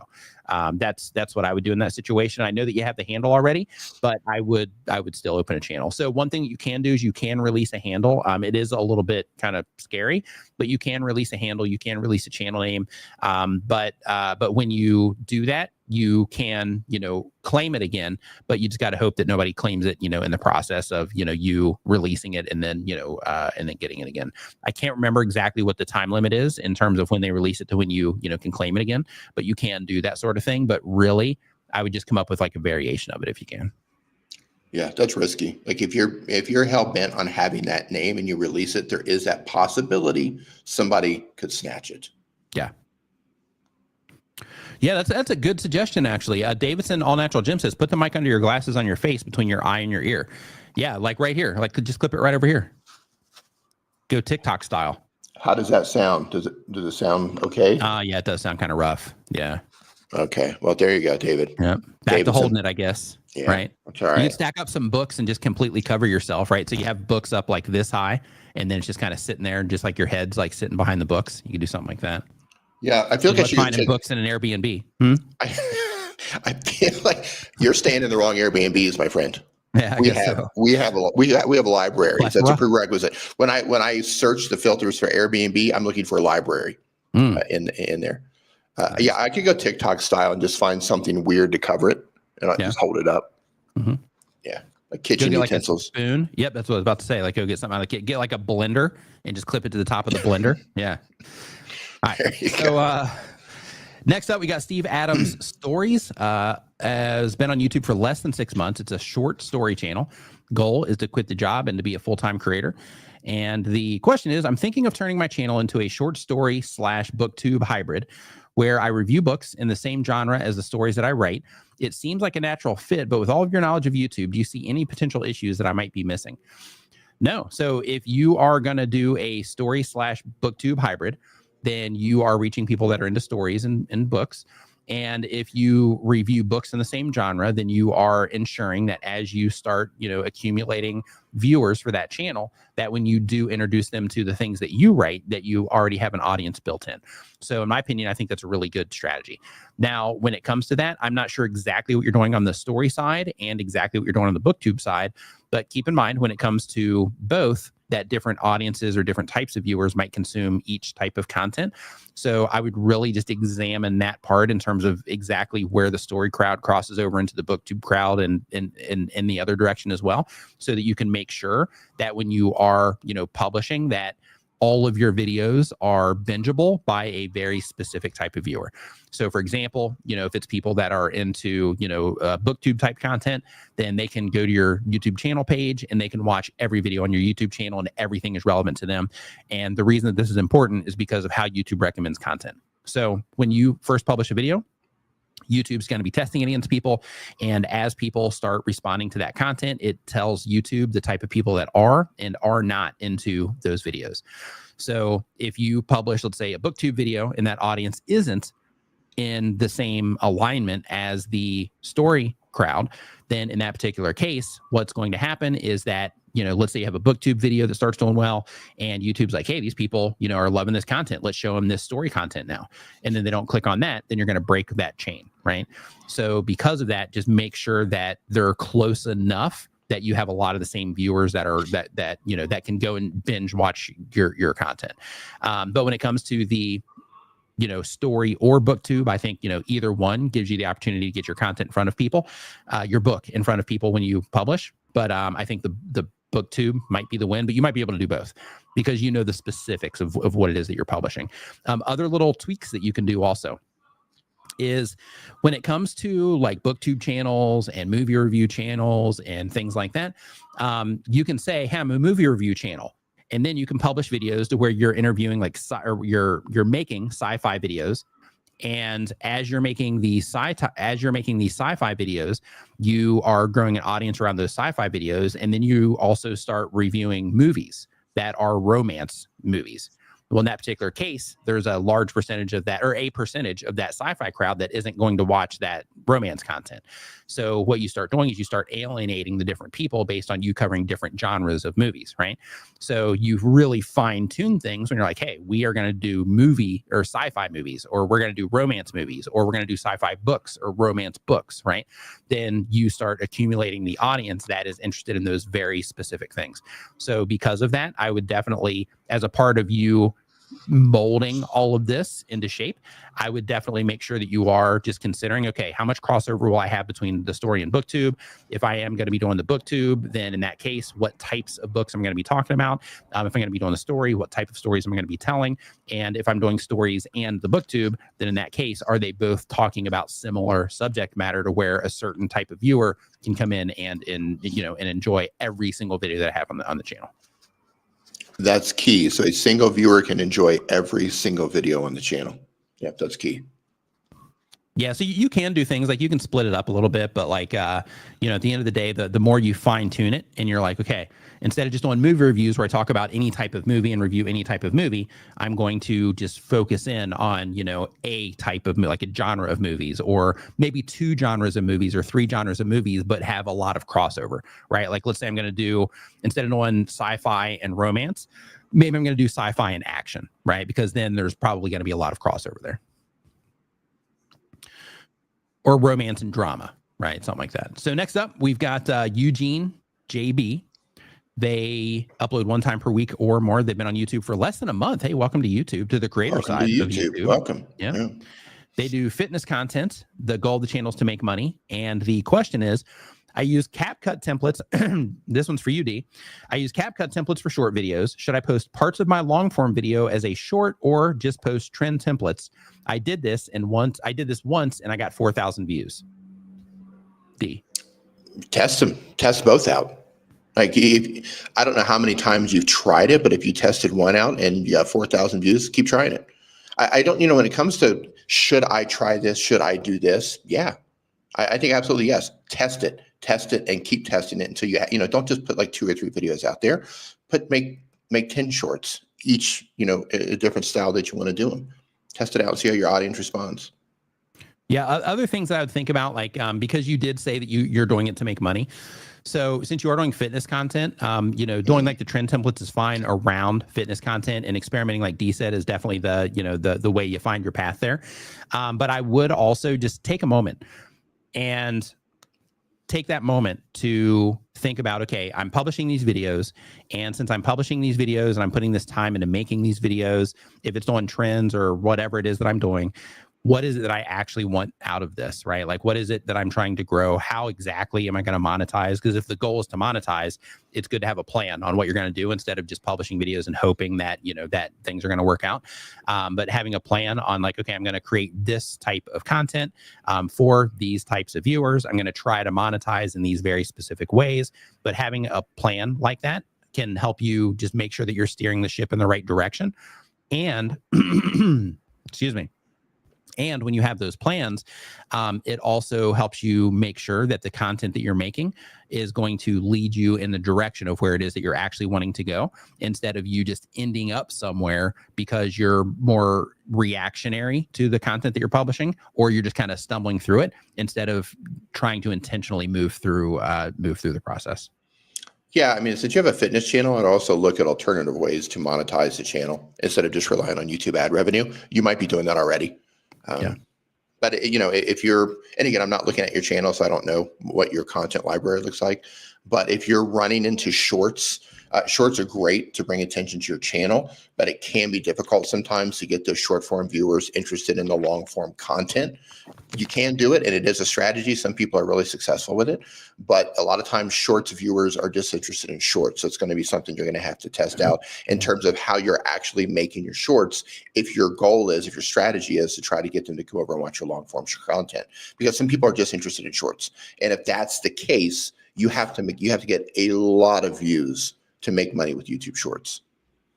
I feel like shorts, and I think we talked about this before, unless you're one of those channels that just gets, viral short after short after short, and you're getting lots of views. It feels like shorts are kind of like a race to the bottom when it comes to monetization or, making content. I mean, it's cool. I watch shorts. I watch short form content, but I don't know. It just feels like a race to the bottom. But at the same time, I think it's great for new creators who don't yet have the skills maybe to make good long form videos. If you can learn how to get people to watch 30 seconds, then you're most likely going to be able to figure out how to get people to watch 3 minutes, and so on and so forth. Yeah, I think if you're doing like, woodworking content, crafting content, entertainment content, DIY content, things like that, I think shorts can be great for that sort of thing. Even fitness content, that kind of stuff. It can be, yeah. Because you do have that potential there to, to put things together in a way that people will just stop every time they see your shorts. Like I was watching this guy on TikTok. It has to be done in a certain way, though. It needs to be done in a certain way. Yeah, absolutely.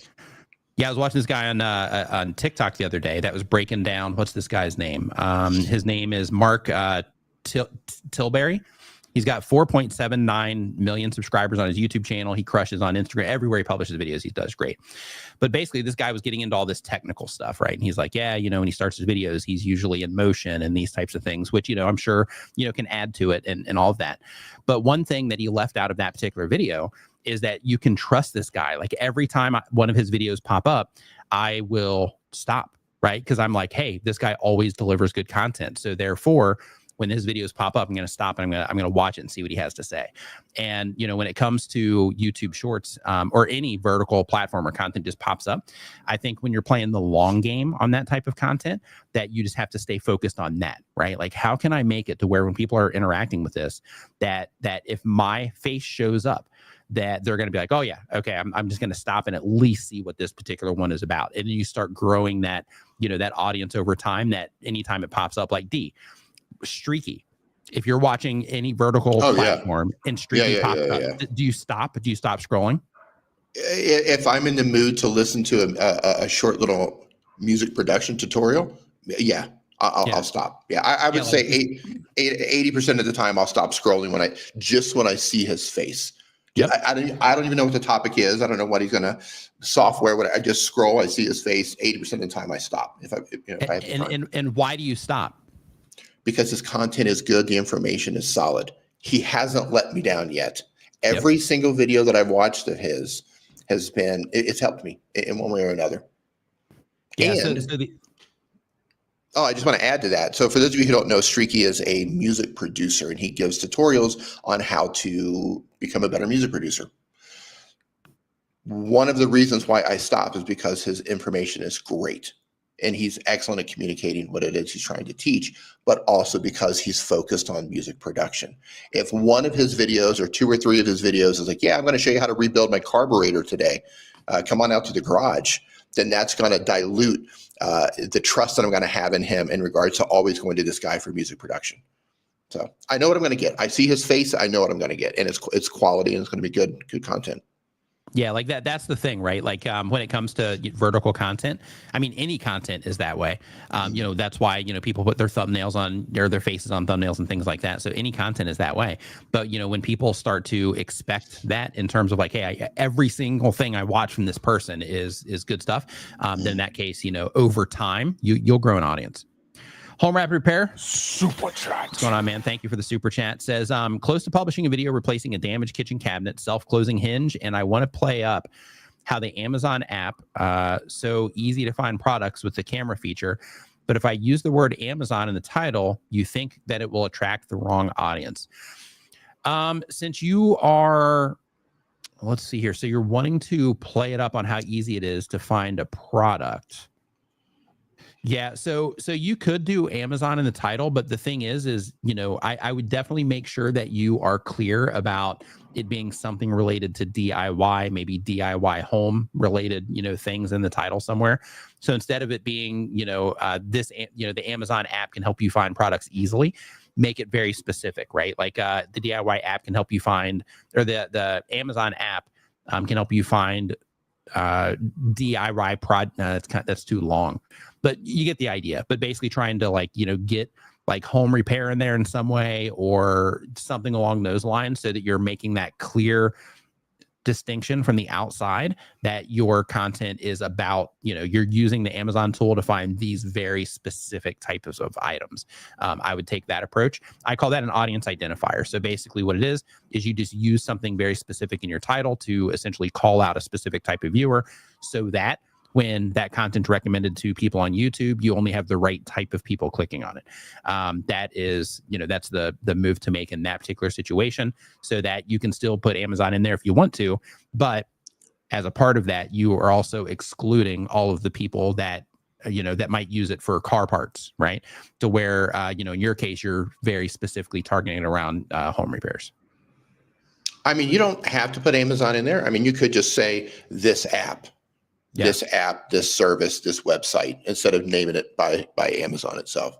Yeah, and that adds a little bit of mystery to it. It adds some mystery. Ooh, what app is it? What service is it? What website helps? Yeah. Yeah. Amy Johnson here says surprising way to find DIY home repair parts. Yeah. Like those types of things are also good where you don't have Amazon in there.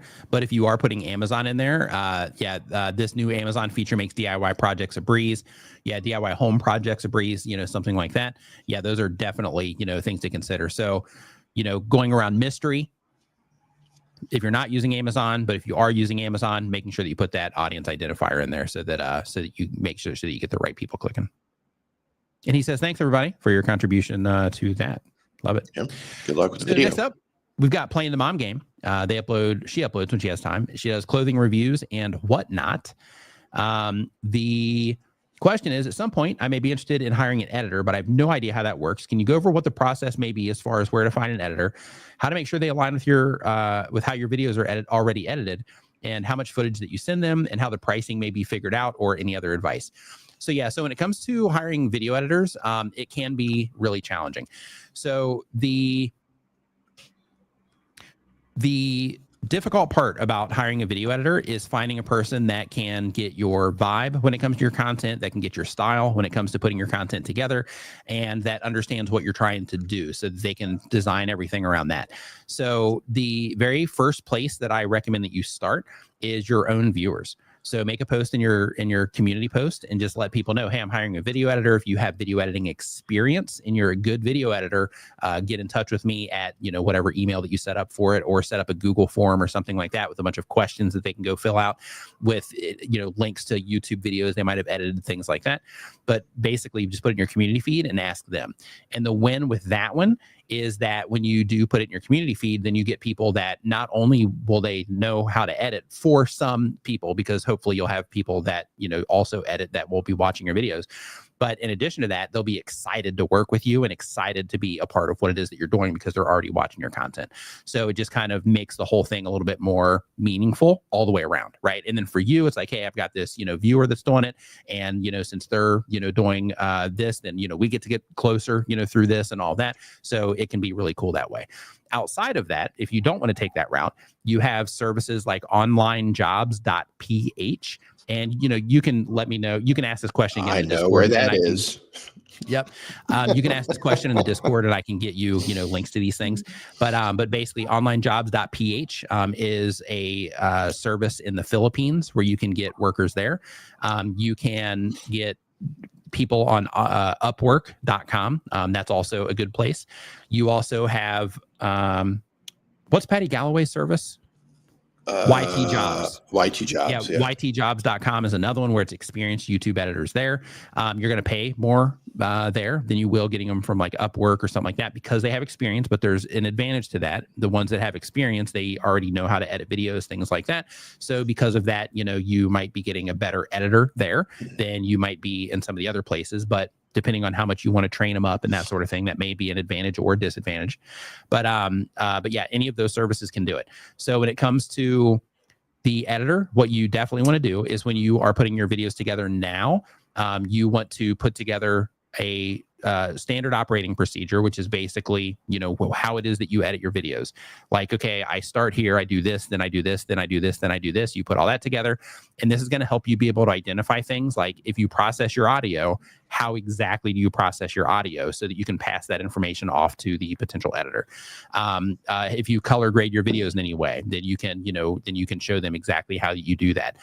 If you use anything like, for example, Dee and I, we use color cards before we record our videos so that we can, use that to white balance our videos and all that. So if you do those sorts of things, then you can, show them, okay, so or write it down that, I sample, the color out of this card so I can, make sure that the color is accurate. And then I do this and I do this. And by having that system together, then you can pass that off to an editor and they know step by step, they know what to do, right? And then from there, then it just comes down to getting the systems in place to work with people.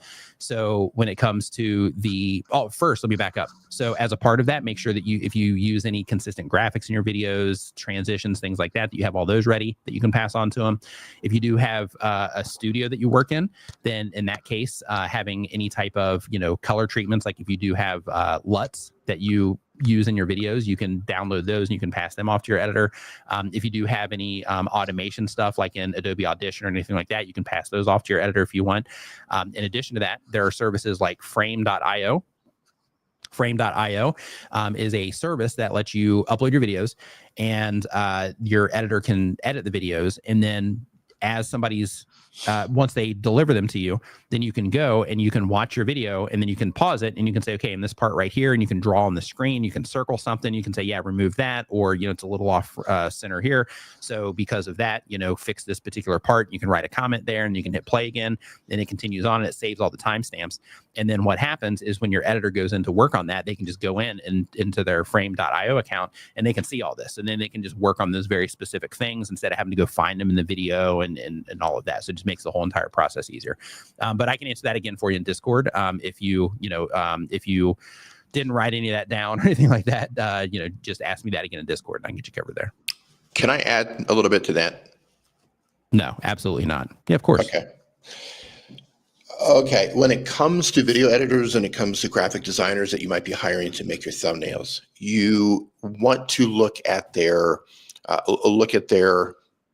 catalog. Show me what you've done. Show me what you've done. Let me see the thumbnails that you've made. Let me see some of the videos that you've edited, because their style of editing, they might be able to cater it to the style that you want, but your particular audience might not respond to their style of editing. I've looked at, and I know Nick has seen a lot of it as well. I get tons of emails from all these editors wanting to edit my videos. And I would say 95% of them all show me examples of videos that look like something that Mr. Beast would use. They're all like super fast paced and all this pushing and zooming and all this crazy stuff going on. And that's great if that's your target audience, you know, if you're going to respond, if your target audience is going to respond to something like that. But depending on your niche, they might not like that type of editing. So make sure you work with someone who understands that they might have to change their style. So you might want to give them some examples. Hey, I like this style of editing. I like this style of editing. I like this style of thumbnail. I like this style of thumbnail. And then see if they can accommodate that. Also, just because they can make graphics or they can make thumbnails or they can edit a video doesn't necessarily mean that they can make a thumbnail that's going to get clicked, or they can edit a video that's going to keep people watching. So right. finding editors and finding people who can make thumbnails can be really challenging, even if you do all the right things. So make sure you look at their library, make sure you look at the examples that they show you, and make sure that they can change their style up if necessary. Man, there's something I was going to say right on top of that, but I can't remember what it was, but it's okay. So let's see here, because you were talking about the editor and it's tricky when you're trying to, it's tricky. Hiring people to do this, it's very tricky. I'll also say this, and I know not everybody can do this, but if I know what I was going to say really quick. Let me get it out really quick, D. Go. So the thing I was going to say really quick is also, like, don't hire them immediately. Instead, give them like a test project and see how they do with that test project. Make it paid. Make sure that they get, money in exchange for it. But give them a test project to see how they actually edit your content specifically too. All right, D, go ahead. Man, now I just forgot what I was going to say. See how that works? Yep. Yeah. Oh my goodness, mine was just like the best thing ever too. Best ever. Yeah. So I'm going to come back to it. So go ahead, and I'm going to come back to that when I get it. Jazz and Laughter is our next question. They upload when they have time. They do nature, fashion, inspiration, and healing content. The goal is to quit their job and be a full-time YouTuber. And the question is, I use your site creator mix often because it's amazing. What's up, people? What's up, people? This your boy Viper. I don't know how Viper got into that one. There we go. Okay, it says, I use your site creator mix often because it's amazing. Recently, I've been unable to download tracks from your site. Uh-oh. Am I doing something wrong, or is downloading tracks from your site unavailable at this time? Uh-oh. No, they're fine. He's on it. I literally just downloaded a track yesterday. Okay.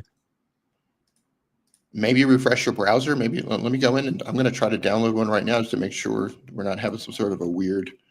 Yep. Refresh your browser, clear cookies, things like that. It shouldn't be a problem, but that might fix it if you're having trouble. You got it? I can download. Yeah. I'm downloading fine. Okay. Yeah. So just go and try again. There might have been just something going on at that moment in time or something. But if you are having issues, maybe clear your cache or something like that. It shouldn't impact it, but just in case. Weird. Next up, you have English Woodsman. They upload one time per week or more.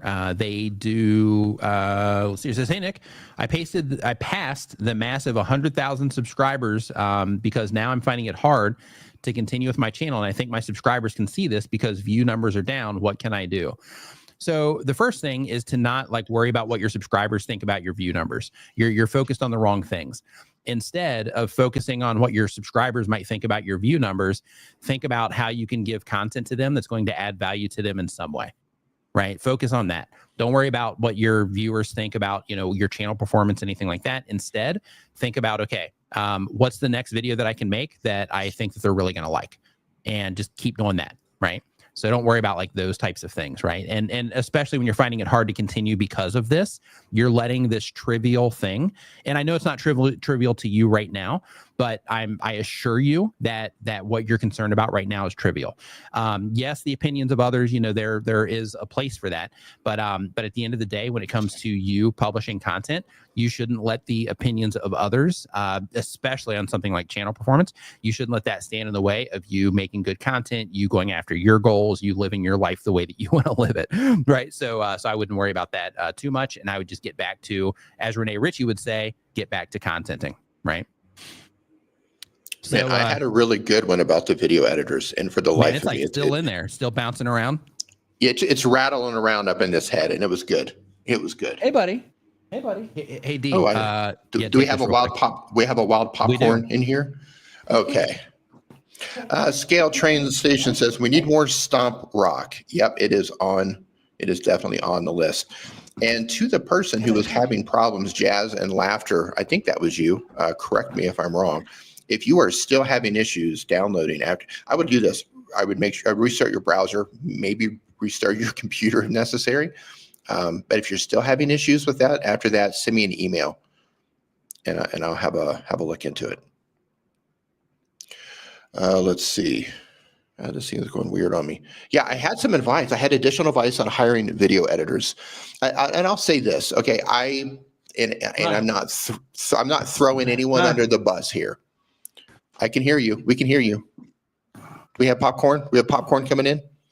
Yeah, I'm not throwing anyone under the bus here, but be a little extra careful when you are hiring video editors from certain countries that work in, an office full of outsourced video editors, outsourced thumbnail makers, graphic designers, and that sort of thing. You got to be a little extra careful because sometimes those outsourced workers, they always find ways to prolong the project. They always find ways to not deliver on time. Like your first handful of projects will be on time and everything's going to be great, but then things will kind of unravel quickly with a lot of them. So you need to be careful with that. And if you identify, I'm working with this person, let's just say the Philippines, and after a couple of projects, it starts unraveling, it's not going to get better.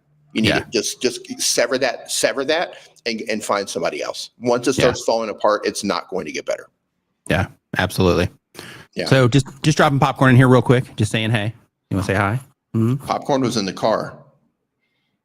When we did a hit and run. Yeah. Yep, he did. Yeah, we did a hit and run on you. That's right. Or was I coming in late on a conversation? No. It was the car. There you go, buddy. All right. So yeah, I ended up having to chase him down. He was like, "What do you want? Like, you shouldn't be like talking to me right now." And then I stood up and he ran into the other room. Yeah, it was funny. I had to go chase him down. We've got a wild Renee Ritchie showing up like Beetlejuice. Hey, what's up, dude? Hey, Renee, how you doing? Hope you're doing awesome. Says making fancy coffee and wondering why I put you in the timeout white room. Yeah. So basically, as soon as the stream's over, he goes back into the void. So that's kind of what's going on there. Just pulls him out of the void just for a moment, and then poof, back into the void. This is AI generated D created at HeyGen. Yeah. So the next channel is Suburban Acreage. Suburban Acreage does bi-weekly content. The type of channel is DIY focused on home and lawn care. The question is, do you have any tips for audio adjustments and normalizing audio levels? I'm always unsure about the volume of my videos, and prior to uploading, I open the tab with YouTube and start playing one of your videos. Then I bounce back into Final Cut and I start playing my video at the same time and adjust the volume to try to match yours. I do this while wearing over-ear headphones, and I think that gets me close enough. If I were actually good at YouTube, how would I nail the volume every time so it's not way too loud or really quiet when people come to my video? Bonus, what's the best hotel for Vid Summit? So really quick, I'll answer the Vid Summit question, then I'll pass it to D for the audio question. So for Vid Summit, try to stay right there at the convention center if you can, right across the street. It is a Marriott, I believe, or no, sorry, it's a Westin. I believe that's right across the street from the convention center there. Stay at either that one or there's another one, and I can't remember the name of it, but it is they also have a really good Mexican restaurant, but it's basically the convention center's here, and then one direction is the Westin, and the other direction is the other one that a lot of people stay at. So either one of those is going to be a great fit for you. D, audio, consistent audio levels. Yeah, I don't know the software that you're using to edit your videos, so I don't know how you're able to monitor that. But I know YouTube recommends, I think it's between -13 and -15 LUFS, LUFS. So I don't know if you have that measurement or not. Nick, what is the plugin that does the LUF reading? What is that we have in Logic Pro? What is that called? I'm not sure. I think it begins with a P in Logic Pro, but I can't remember off the top of my head. But you can do this. I'm not sure. You say you're using Final Cut, so I'm guessing you're not using Adobe products, Final but Cut. Adobe Premiere, or not Premiere, but Adobe Audition, they have a feature where you can adjust the LUFS of your video too. You can actually. Yeah, you can basically do it to where you match loudness, and when you match the loudness, then you can select the LUFS that you want to do, and then it'll just automatically put it at that level. And then by doing that, you're at least coming in at that loudness level. But other things too is processing your voice in the same way. So, in your case, you're doing DIY home and lawn care. So you're going to be in different environments all the time. So you can still apply some of this, but when it comes to consistency in audio, having some type of similar process that you run your voice through can also be helpful, because then you start getting used to what it sounds like. What all the meters look like when it sounds the way that it should, and because of that, it makes it a lot more consistent. And what's funny is because we were talking about hiring a video editor earlier, is you also need to pass that along with video editors too. So I actually just had a situation where it's not like a situation, like a real situation, but in one of the videos that I published recently, I had to remake some parts of it before I published it. And I did my normal audio process, and then I played it against the editor's, Vigard's audio process. And it didn't match exactly the same. So I hit him up and I was like, hey man, are you still, using the same, method to, because his stuff always sounds great. So I was like, hey, are you still using the same method to, process the audio? And he said he was. So I'm guessing either something changed on my end or possibly something changed on his end, and we just haven't, figured that out. But yeah, we definitely have to look into that for situations like that. But having those processes that you go through can help, in that situation in terms of making sure things are relatively or always consistent. Yeah. Okay. So the software that it's a plugin. We use this for Logic Pro, but any software that you have that allows you to use like an AU unit, which Final Cut Pro will allow you to do that, or a VST or something like that. They have a free version. It's called Ulean, Youlean, Ulean Loudness Meter number 2. Ulean Loudness Meter number 2. And you can monitor your LUFS with that. Or you can just figure out the dB on that one. But I always monitor everything by LUFS. This is it, right? It is. Yeah. So you can use the free version. Yeah. Yeah, and you can see like right over here. Let me kind of make this. There we go. And watch a video to learn how to use it, so you know which number to look at when you're monitoring. Yeah. So basically, what it is, and it looks complicated. And it is, kind of complicated, but basically, yeah, I mean, just, calling it what it is. Yeah, but it is complicated, but basically you can see here, like all the different readings that it gives you. And D, could you explain really quick, because this is more your wheelhouse in terms of the technicals of this. So what's the difference? All they're going to be looking at is down there at the bottom. Just look at the True Peak. You can look at the integrated LUFS. Yeah. This is integrated, and this is True Peak right here. Yeah. So in this particular case, like what they're metering here, they have this one at 11.5 and this one's at 0. So what would you do in this situation? Let me zoom in. Would you trust this one up here at the top, or would you trust the one down on the bottom? Here, I can zoom in for you here if it'll help. Yep. Hold on. I'm on my laptop here. By the way, this is Tube Spanners, this tool that I'm using. Yep. Okay, there you go. Yeah, I would pay attention to the integrated LUFS on that. This one right up here at the top? Yeah, that's what I would look at. Yeah. Okay. And then for the True Peak here, if people are using this is a free plugin, which is why I'm talking about it here a little bit. So with this one right here, for the True Peak. For YouTube, for what we're doing for audio, for just getting into this, I wouldn't worry about that right now. So you would just focus on the for now, yeah. So this number here, just so that everybody's clear, that this number here. Hold on, let me put the spotlight on. So this number here should be like constant, or that should be like the peak. So basically, The peak. as The they're peak, yeah. talking, like it should just touch that on a regular basis. So it should touch 14 on a regular basis. Is that correct? Right. Yeah. What I recommend is watch a video on how to use this, especially for dialogue. But if you're running, if you're compressing your audio, or if you're limiting your audio, or if you're normalizing your audio, it's going to be fairly consistent to begin with. So find the part where it's, I don't want to call it the loudest. So in music, we're looking for a part that's going to be the loudest, maybe the chorus, because that's where everything's going to come together. But if you're doing dialogue, you're not really going to have a loudest if you normalize everything you're using a compressor. But just let it play for a little bit. And just it'll balance itself out. And you see that little red X down at the bottom? Right here? Yeah. Yeah. Every time you tap that, it will reset. It resets and it will read everything again. This is kind of like an overly complex way to do it, but if you don't have the ability to measure this, then this tool will do it. But I think, like you said, Adobe Audition has it. Final Cut Pro, they might have it. If not, you can install this and it will work as an AU unit. So one other thing too is I see down here in the bottom left they have a Spotify option. I'm not 100% sure YouTube if as they well. have a YouTube setting. Oh, they do. I think they do. Yeah. Okay, so yeah, so in that case, if you're doing it for YouTube, then you might want to make sure that this is selected for YouTube as well, if they have that option in there. Yeah. All right. And this is an overly complicated way to do it. Yeah, they have YouTube. All right. Yeah, they have like Apple Pod. I'm opening it up here. They've got they have Spotify, YouTube, Apple Music, Apple Podcast, Netflix, HBO. So they have all sorts of different settings in there. And again, it's kind of overkill to use that, but if you really want to dial things in, watch a video, learn how to use it. That'll do it for you. So Renee here says that Shorts can crush on sponsorship. So I'm not sure if he's in this part or if he's back there where we were talking about the Shorts and sponsorship stuff. But yeah, absolutely. Yeah, you can make some money on sponsorships there. Game Life, Product thank marketing, you for yeah. the super chat. Says, I'm torn between two editing programs. I love the features for one, but I love the color grading on the other. How can I use both while maintaining video quality? It's an interesting question.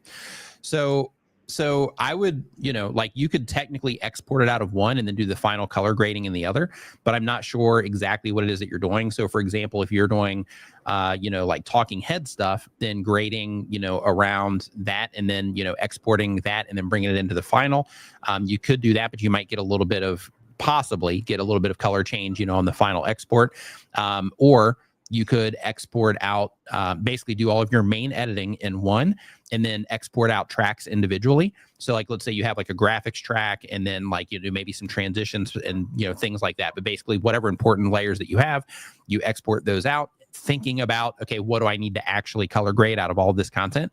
And then you put everything back together again, the edited version in, just stack it up in the other editor to do the final color grade and the final render. That would be my approach for that if I was going to do that. I think it's overcomplicating it, but if you're like, hey, I love this particular editor, but I don't like how it color grades, then in that case, you might want to take that approach.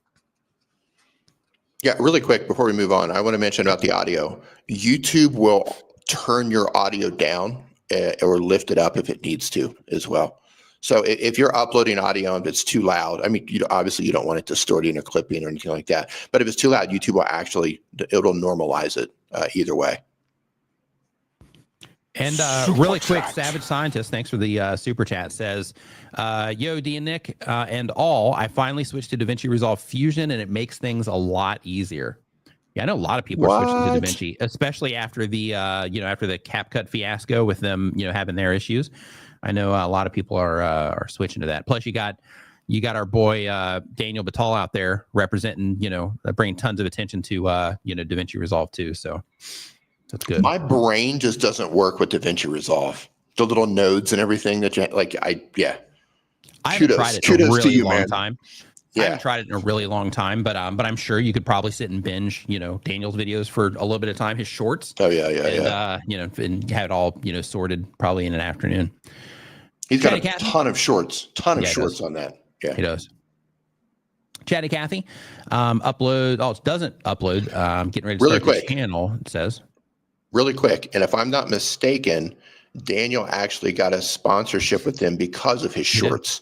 Yep. So that kind of goes hand in hand with what Renee was talking about in terms of sponsorship opportunities with shorts. Yeah. So let's see here. So the next question here is Chatty Cathy. The question is more for D, but I would love for you both to answer. D had a video about how to go live on your mobile device with 0 subscribers using Prism Live Studio. Is this still true? Apparently, you can't do this anymore. Do you have any changes to this? I'm not sure. That's my answer. I'm not sure if they've modified that or not. My official stance on that is I don't know. I don't know. I know Prism. You can go live with it on your phone. It's a great app. Works fine. It's got a lot of features on it. But in terms of going live, I don't know where YouTube is at in terms of what you need now to go live. Do you know, Renee? What's the threshold on that? Well, I think it's different for like mobile and for desktop. Yeah, right. It's different for the two. So, do we know what it is now? Sure. I don't know what it is. Yeah, I'm not really sure if Prism will let you bypass any of that like it used to. I'm not sure. Yeah. I don't know where we're at in 2025. I guess we need to find out. Yep. And really quick, Savage Scientist says I was offered a sponsorship with Filmora, but that was during the beef with Daniel and Filmora. Yeah, they've reached out to me a bunch of times too. I don't even respond to their emails because of that beef with Daniel and Filmora. It's funny. Representing, right? But that goes to show you, man. That goes to show you the power of making content. Like Daniel Patel, he's just a dude. He's just a guy. He's just a guy, but he absolutely, he made them change their entire policy over bringing attention to it. Super powerful. Yeah. Yep. It was the hair, though. It's probably the hair. Yep. Yeah. So 50 subs is the thing, D. And, but on a phone, though. Yeah. On a phone. But for mobile, though. Yeah, I think it's more on a phone. And then Doug mentioned that you still have to enable streaming on YouTube first. Yeah, so and you got to make sure the channel is verified, all that stuff, which I'm pretty sure he's got that covered. I guess I need to make a 2025 update video on that, right? There we go. Right. Here we go. Renee, I filed a formal and informal protest over lack of @mentions on mobile, D. Nice. Right on, Renee. I knew you would. Thank you, sir. Yeah, just a guy with incredible hair talking about Dana Batal. That's right. Absolutely. That's right. Just a guy with incredible hair. They do production work showcases. The question is there a certain time for a video to help get noticed? I'm really new channel showing off the production and event coverage, things that I do, and I don't know how to help get in front of new eyes. Okay, so here's the thing. So when it comes to YouTube, okay? When it comes to YouTube, the most important thing that you have to understand about YouTube now is that everything is based on how people respond to your content. So if you publish a video and people respond well to it in every way, then what's going to happen is YouTube's going to say, hey, these types of people, they responded well to this content. So who else is on the platform right now that we can show this content to? And then they're going to show it to them. And if they respond well, then they're going to be like, okay, these people respond well too. Who else is here that we can show this to? And then they're going to show it to them and show it to them and so on until people stop responding to it at a competitive level. And then even still, they're going to keep showing it to people, just not at the rate that they were showing it to people. So everything comes down to your content. So what you have to do is you have to, and I know this isn't what you want to hear, but you have to go through the process of learning how to create content that other people will enjoy. So that comes down to the video content itself. That comes down to learning how to package it up in terms of your thumbnail and title. And that also comes down to the topics themselves and making sure that you're making videos about things that other people care about. Because one thing that you can't do is you can't force people to watch your videos when it comes to long form videos. You can force people to see your videos temporarily when it comes to vertical content. But if they watch that or not is going to all be dependent on how you put your videos together and if the things that you're talking about are of importance in any way, shape, or form to the people that they're being recommended to. So because of that, you have to go through the process of learning how to make content. Here's what I recommend that you do. Very first is start thinking of creative ways or interesting ways that you can package up what it is that you're doing in terms of like the topics that you're going to be talking about, because you're doing, showing the production and event coverage things. I would also do a lot of keyword research, and I would start looking to see if channels like yours are and what keyword research is you go and you start looking around YouTube. You go up to the search bar and you start typing in things around what it is that you do that people might be looking for. And then you start looking at the videos that are showing up for those results. And then you start looking to see, are these videos getting any views at all? And if they are, then that tells you that maybe in your case, if the content isn't suitable that much for recommendations because it's a smaller amount of people that might care about it, then in that case, it might be a good move for you to, instead of trying to, package it up with something sensational, instead, it might be a good move for you, for your business, to search target the content so that you can get in front of the right people that are actually looking for what it is that you make. So, you need to make sure that you're looking into those sorts of things. And again, it's all going to come down to the decisions that you make around what it is that you're going to make the videos about, how you put those videos together in terms of how am I grabbing their attention when the video first starts? How am I holding their attention through each individual part of my video? And then, of course, how you're packaging it all up. Like, those things are going to be super important. So you have to learn that particular process if you want to get in front of new eyes. One thing I can tell you is that, if you're doing something very specific, like you are currently doing, you can, build like a show around it and things like that and make it entertaining to watch. But if you're doing it for business and you don't have time to do that sort of thing, then in that case, making it to where you are specifically targeting search terms that people are searching for around, leading them into your type of content, and then making videos for that. And then one of the cool things with that, in terms of just how YouTube works in general, is if people are searching for things around your type of content and then they run into your videos and then they start responding well to your videos there, then YouTube starts being like, hey, let's show it to, let's recommend some of these other videos to them. And then if they respond to them in recommendations, then they might be able to say, hey, this person's watching these types of videos. There's these other people over here that are also watching these types of videos that hasn't found this channel yet. Therefore, let's go ahead and show this to them and see if they also enjoy this type of content as well. And then that might also get you in front of some people that way also. Another advantage of taking that search route in terms of that first step, especially when you're new and trying to figure out how to make content, is if you can get videos showing up in YouTube search, there's also a really good chance that your videos can show up in Google search as well. So then you also get to create an entirely additional traffic source for yourself, also for the type of content that you're making. Mike Phillips, happy Saturday. Been a minute. Glad to see you pop up today as well. Thanks for the super chat, dude. Hope you're doing great. So next up, we have Nico Money is the name of the channel. They upload when they have time. The type of channel is content to promote my budgeting app. Hey, super cool. The goal of the channel is to make money. And they say that they're not sure what kind of content they can upload other than demos of my app. I'm a software developer, but not an expert about personal finances. Okay. And the question is, what type of content should I upload to my channel besides my own app demos?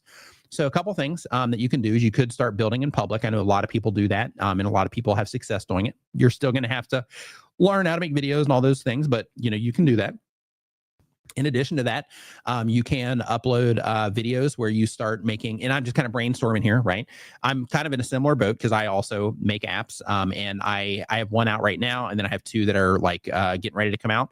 But basically, one of the things that you could do is you could also start just talking about different apps for people, right? Like iOS apps or, Android apps or just apps in general. It'd be better if you picked, a side, but basically, make an entire channel just recommending apps to people. So then that way you could cover other apps. And when you popped up in somebody's short feed, then in that particular case, just like Dee and I were talking about earlier in terms of people recognizing you, then people could over time be like, hey, every time this video pops up, this person shares like a new interesting app with me. So I'm going to watch this video. And then by doing that, then you are giving yourself the opportunity to put your products as you make them in front of people as well. So you could take that approach. Other things that you could do is the build in public, like I was saying before. That would be another option for you. But the thing that isn't necessarily going to work out great is if you're just uploading app demos, right? Because if you upload app demos, you can do stuff like, hey, this app, does this, or, hey, I created this app that does this. You can do those sorts of things. But, thinking about why that would matter to somebody else would be, the thing. You can also do what I was mentioning before, since you are doing this for the sake of bringing attention to your apps. You could make recommendation targeted videos to where, like in this particular one, because you have a budgeting app, to where you could make a video that's targeting recommendations where like this app, saved me, X amount of dollars, or it helped me save X amount of dollars, or whatever the thing is. And then you package everything that way. You could also, and then you talk about the app, how it saved you money, that sort of thing, as long as you have that experience with using your own app. And then you could also, Tom Nash, what's going on, dude? Hope you're doing awesome. And then in addition to that, you could also make search targeted content for like budgeting apps and, those sorts of things, put together lists of apps around the different types of apps that you make and search target those. So for example, you have like, best budgeting apps 2025 that you could go after. You have, top 10 budgeting apps. You have those sorts of things to where you can publish your videos, but then, or talk about other apps, but then, always have your app somewhere in that list so that you're always bringing attention to your apps that way too. So you can do that sort of thing also. Yeah, D's back in timeout right now. So here's a little sneak peek. See, he escaped. So the guards are out there looking for him right now. So we'll, since the guards are out there looking for him, hopefully they'll drag him back here soon. So let's hear. So next up on the list, we have PZ. It's Dolce. They don't have a channel. They're getting ready to start their channel. They do entertainment content, or they're going to. The question is, should I live stream and build a community and make videos that my community would like to try, or try to make videos and try to bring more people into my live streams? Okay, here's what I want you to do. Instead of thinking I'm going to try to live stream to bring people to my videos, or I'm going to try to bring people to my live streams, I want you to start thinking of it like this. What kind of channel do I want to build? What type of audience do I want to serve with the content that I'm publishing? What could I offer in a live stream that the people that watch my videos would enjoy? What could I make videos about that would just add tons of value to this audience that I'm trying to serve? If people watched my videos, then what could I offer in my live stream that they would also enjoy? And vice versa. If I'm live streaming, let me make sure that I'm live streaming about things that the people that watch my videos would also enjoy. The whole idea when it comes to YouTube is that you are creating a channel, right? You're creating a resource of content for a certain type of viewer that's interested in very specific things. Because of that, the play on YouTube now is that you want to make sure that you're publishing videos for a particular type of viewer so that people can binge watch your content. They can participate in lots of things that you do. So if you publish videos, they're going to enjoy them. If you go live, they're going to come in and enjoy that. If you publish shorts, they're going to do that. They're going to enjoy that. If you publish a podcast, then those people are going to be like, oh, hey, they've got a podcast too. Let me go listen to their podcast on whatever platform it's on, or on YouTube, or wherever it happens to be. Those types of things, right? You want to pick who it is that you're serving with your content and make everything for them. And by doing that, you get to build a personal brand or a brand. You get to become somebody that is known for a specific type of content instead of everything being scattered. You get to network with awesome people like Mr. Roberto Blake right here. What's going on, my dude? Hope you're doing awesome. But you get to network with other people in your niche and get to know, other people in your niche because you're specializing. And you get to add tons of value to a particular type of person. And when you do that type of thing, it also becomes valuable in terms of if you end up promoting anything as an affiliate, if you end up doing sponsorships, if you end up making your own products, things like that, because then you have very specific people that are watching everything it is that you do or listening to everything it is that you do. So because of that, make sure that you are thinking of who it is that you can serve with your content, and then make sure that you're targeting everything that you publish towards them instead of thinking of it being, I'm trying to use my videos to get live stream viewers and trying to use my live stream to get video viewers. Think of it like I'm serving these people. And since I'm serving these people with this content, then in that particular case, what can I make for them and what different formats can I make to serve them in all these different ways and all these different places?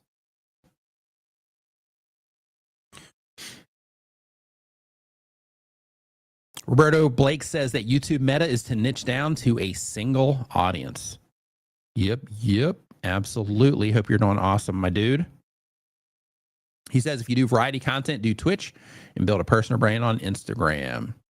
Yeah, that's another thing too, in terms of, either having separate channels and separate things that you do, building, completely different things to where it's like, hey, on one platform, I'm going to do this, another platform, I'm going to do this, but it gets really powerful, really fast if you focus, everything on a thing, or you have multiple brands that go across everything. Next up, we've got Shawnee Grows. They upload one time per week or more, been on YouTube for less than a year. The goal of the channel is to make money. Question is, I'd like to start interviewing other gardeners to help grow the channel. I need guidance. Excuse me. I need guidance in how to conduct an interview, keeping it at 1 hour. Any tips or must-ask questions? So I don't do a lot of interviews. So I did a podcast for a while called Tube Talk. In that particular thing, it's a vidIQ product now, but in that particular podcast, it was awesome. It was a cool experience, at that moment in time. But I'm not the best interviewer in the world, so I'm probably not the best person for that question. Before I did that podcast, I did one. Unfortunately, the co-host was in an accident and they, passed away. But I did another one called the Digital Journey podcast for another company. And with that particular one, that was going great. We were interviewing people that were buying and selling websites and, that were exiting for, like substantial amounts of cash. And that was a really cool experience too. So interviewing people is cool and it's awesome. And you can get to meet a lot of interesting people. And a lot of people use podcasts as a way to network, right? Because then you get to, introduce yourself to people that you might not have been able to reach if you weren't giving them some type of stage in some way. So because of that, there's definitely value in it. But in terms of, the right questions to ask and those sorts of things, what I recommend that you do is just go and watch some of the top podcasts that are interview shows and, just start taking notes on everything, studying how they start the show, studying the questions that they ask, listen to a lot of those types of podcasts yourself and just totally immerse yourself in it. Because what's going to happen if you do that is you're going to be listening to a lot of podcasts and you're like, oh man, that was a great question. I got a really good response out of that. It was deep, whatever the thing is. So, let me write that down and see if I can do a variation of that or the same question or whatever the thing is. But I think that would be a great place to start. Like if I was, trying to excel at that, I would consume every single one of the top podcasts. I don't care what they were talking about. I would just listen to them and I would take notes on exactly what it is that they're doing, how they start their show, how they introduce their guests. I would pay attention to the questions that they ask. I would pay attention to their cadence in terms of how they talk to people. So, how much time do they give somebody? Do they just sit back and shut up? Or are they always jumping in on them? Like those types of things. And I would pay really close attention to all of that. But yeah, I would go to those sources for that type of advice. Genealogy with Amy Johnson Crow. What's going on, Amy? Hope you're doing awesome. Uploads when she has time. It's a genealogy and family history channel. The goal of the channel is to make money. And the question is, which is better, a 3-minute short or a 3-minute regular video? I'm guessing your answer will be, it depends. Nailed it. Yeah, so it does depend. So 3-minute short is cool as long as people respond well to it, and as long as you are trying to, get attention from the short shelf, and as long as people do respond to it in the short shelf specifically. Short shelf can be good for bringing attention to yourself, right? In terms of people seeing it, interacting with it, enjoying it, and then subscribing to your channel, all of that. So it's good for, subscriber spikes when it comes to, or just subscriber growth in general. Shorts is amazing for that. When it comes to long form content, it's great for longevity, right? Like you can publish a video now, and this, you've been on YouTube for a while. So you can publish a video now, and that video can be, getting views on it, 5 years from now, 8 years from now, 10 years from now. Every now and then I'll have videos get recommended to me that are like, 15 years old. So that longevity that you get through the long form video is pretty awesome. In addition to that, so I gave the example, and I forgot his name again already, of that guy that anytime his videos pop up, I'm like, man, this is good. I'm going to watch it just because it's him. And it's not necessarily anything else about it except that I identify him and he always gives me value. So therefore I watch it. But the problem is I watch him on TikTok. I watch him on YouTube Shorts when he gets shown to me. But I don't remember the guy's name, right? If somebody shows me his picture, I know him. Or they show me a video, I would know him, but I don't remember his name off the top of my head.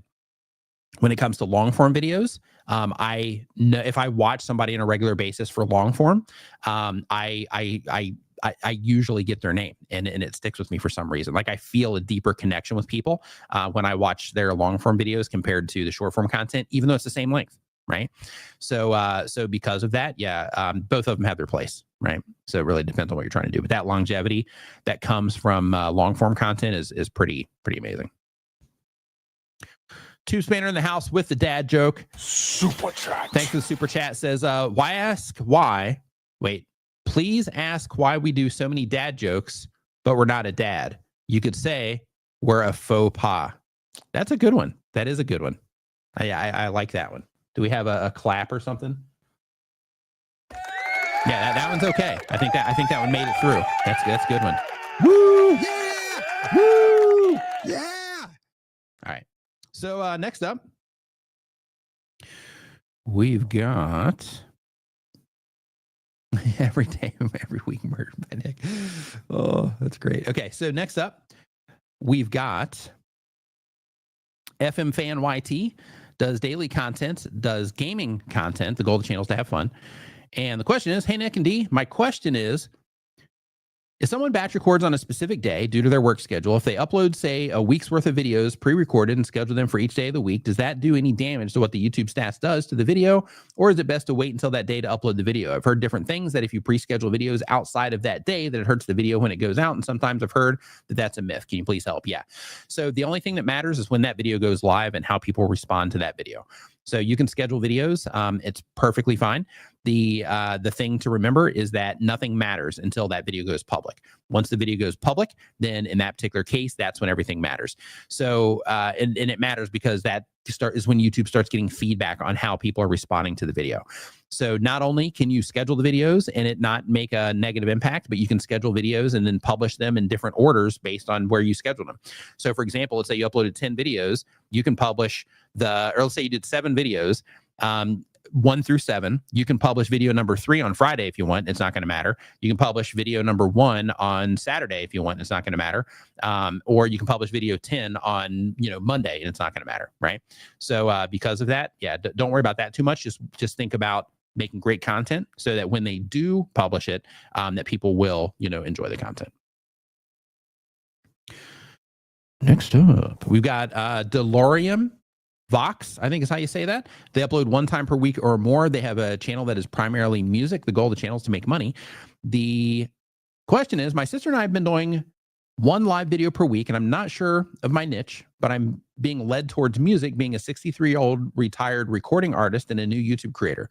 Started on the 1st of January and have over 6,000 views, even though it's a bit disjointed. So 6,000 views, that's good. You're heading in the right direction. In terms of, what to do next, I would absolutely, try to get clear on what you want to do. If you're going to be doing this for a while, then in that particular case, I would start thinking about, like what type of channel do I want to build? So leaning towards music is fine. There's plenty of music creators that do awesome.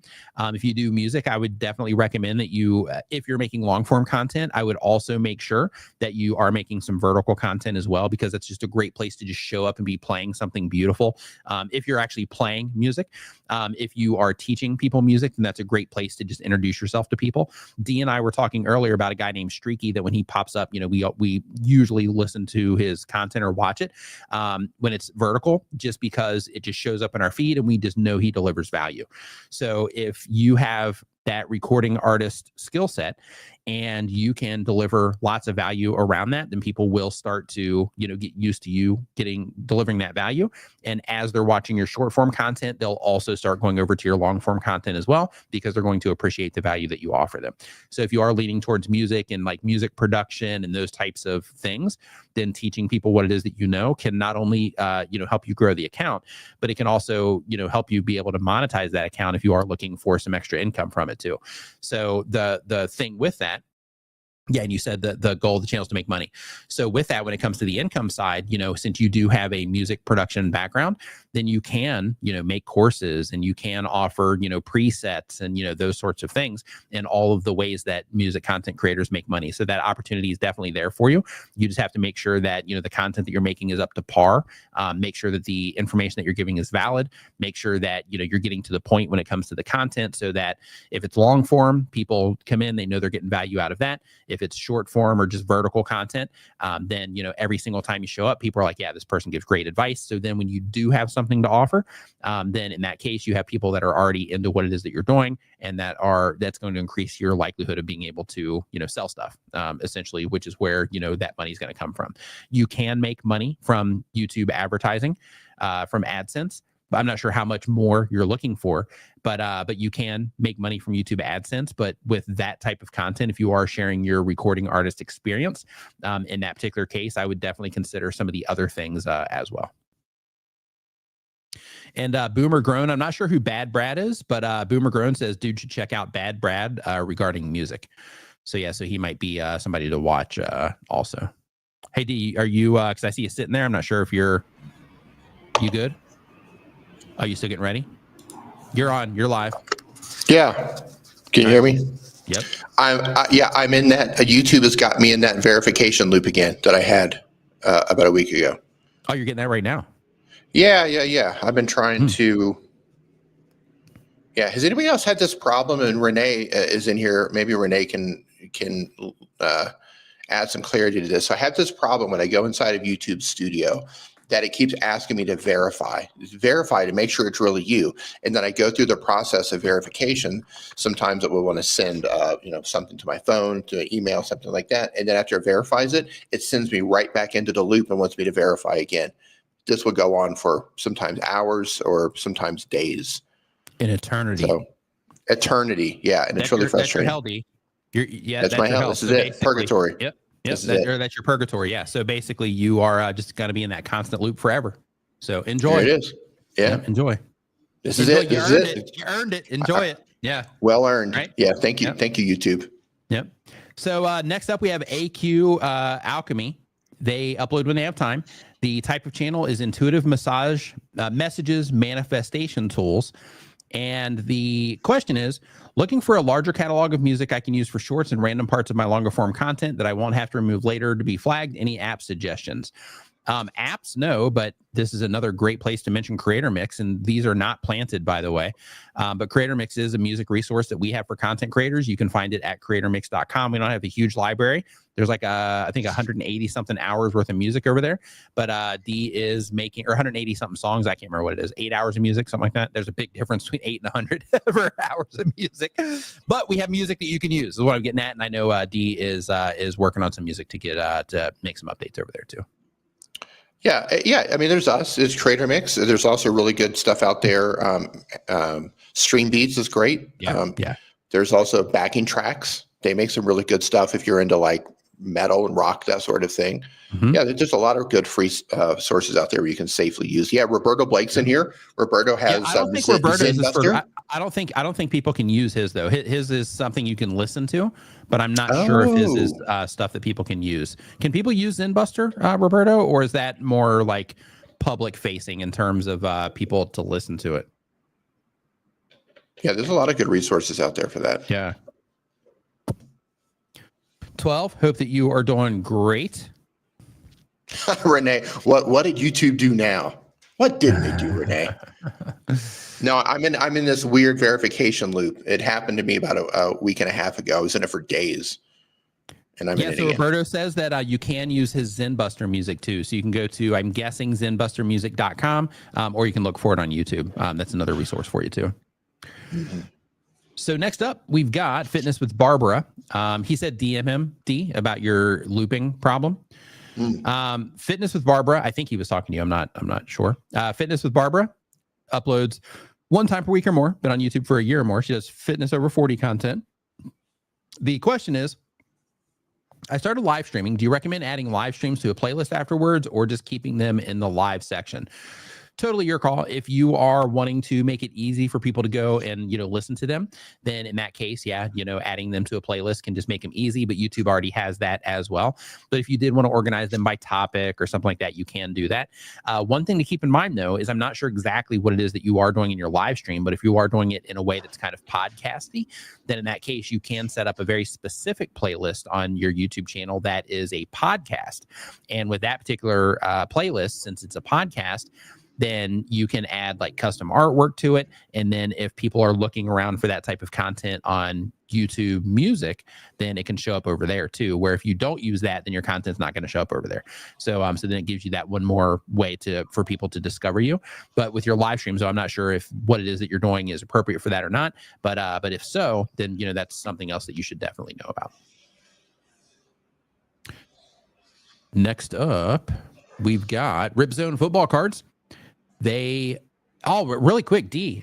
So this is something that I'm not sure if you guys know about this or not, but Creator Insiders, they put out a video, and YouTube is experimenting right now with, and I forgot to mention this at the beginning of the stream, but I'm saying this because I mentioned the thing about the playlist, and then in my brain I was thinking about features that people might not know about, and then this popped up. So so YouTube on the Creator Insiders channel, they put out that they are experimenting right now with audio comment replies. How cool is that? So basically, you'll be able to go into your comment section, and instead of typing out a bunch of stuff, you can just hit a voice note and you can leave people voice notes. How cool is that? I think there's like a 30-second limit on it, but basically you'll be able to, like somebody's in your comments and they're like, hey, that microphone looks like, like your beard. Then, you can just you can have Adam. Yeah, you can have Adam right there, Shark Scrapper. You can just have Adam right there in the comment section. But basically, you can use it for that. But you can also, like in cases like ours, we can answer questions and things like that, and they can get a voice note. Think about how cool that would be, like because I watch like Ryan George as an example. He's always my example of like one of my favorite creators. But like leaving a comment on his and then getting like a voice reply, super cool, right? It just like next levels the whole thing. I think in terms of the audio reply. Do you want to know what was really cool? When YouTube had stories, and you could do that with stories with video. Yeah, that was cool. That was cool. Yeah, it's a shame they took that away. They're kind of downgrading that actually, because they kind of did that with stories a little bit. I love stories. I thought stories were so cool. Yeah, stories was your jam. I used to do them like I wouldn't do them unless I was doing something. Like if I went to go do something, like if I went to a conference or something like that, then I would do stories. But most of the time I didn't. But if I was doing something that I thought was like, whatever, then I would do them. Or every now and then I would just jump in and just like answer questions or something like that. But you were on stories like really hard. But that's what it was great for. Is you get people could ask questions and you could reply in video format. Super easy. What I think is going to be interesting with the voice comments is people are going to start like downloading people's comments, and they're going to make YouTube videos about like, oh, this person said this or this person said this, and they'll be taking things like out of context. It's going to be great. And they'll be taking, okay, think about this too. So YouTube is introducing voice comments. I mean, people are already making videos, so they already know what your voice sounds like, but they're doing voice comments that are probably going to be taken from a phone, right? Because that's where the feature exists. So you're going to be doing voice comments in the time that people are going to be cloning voices like crazy, right, from a mobile device. So it's going to sound like super casual, and then people will be able to collect all those and train like AI voice models with your like casual like phone voice, and then call people that you love and be like, hey, here's hey, I'm in this situation. Send me some cash. Yeah, it's gonna be fun. But I like to think of like those worst case scenarios, but I'm sure most people don't have anything to worry about, and that's not going to be a huge problem. But I think it's funny in terms of the time. Like they should have done this a long time ago. But I think it's a really cool feature though, especially like imagine you get a hater.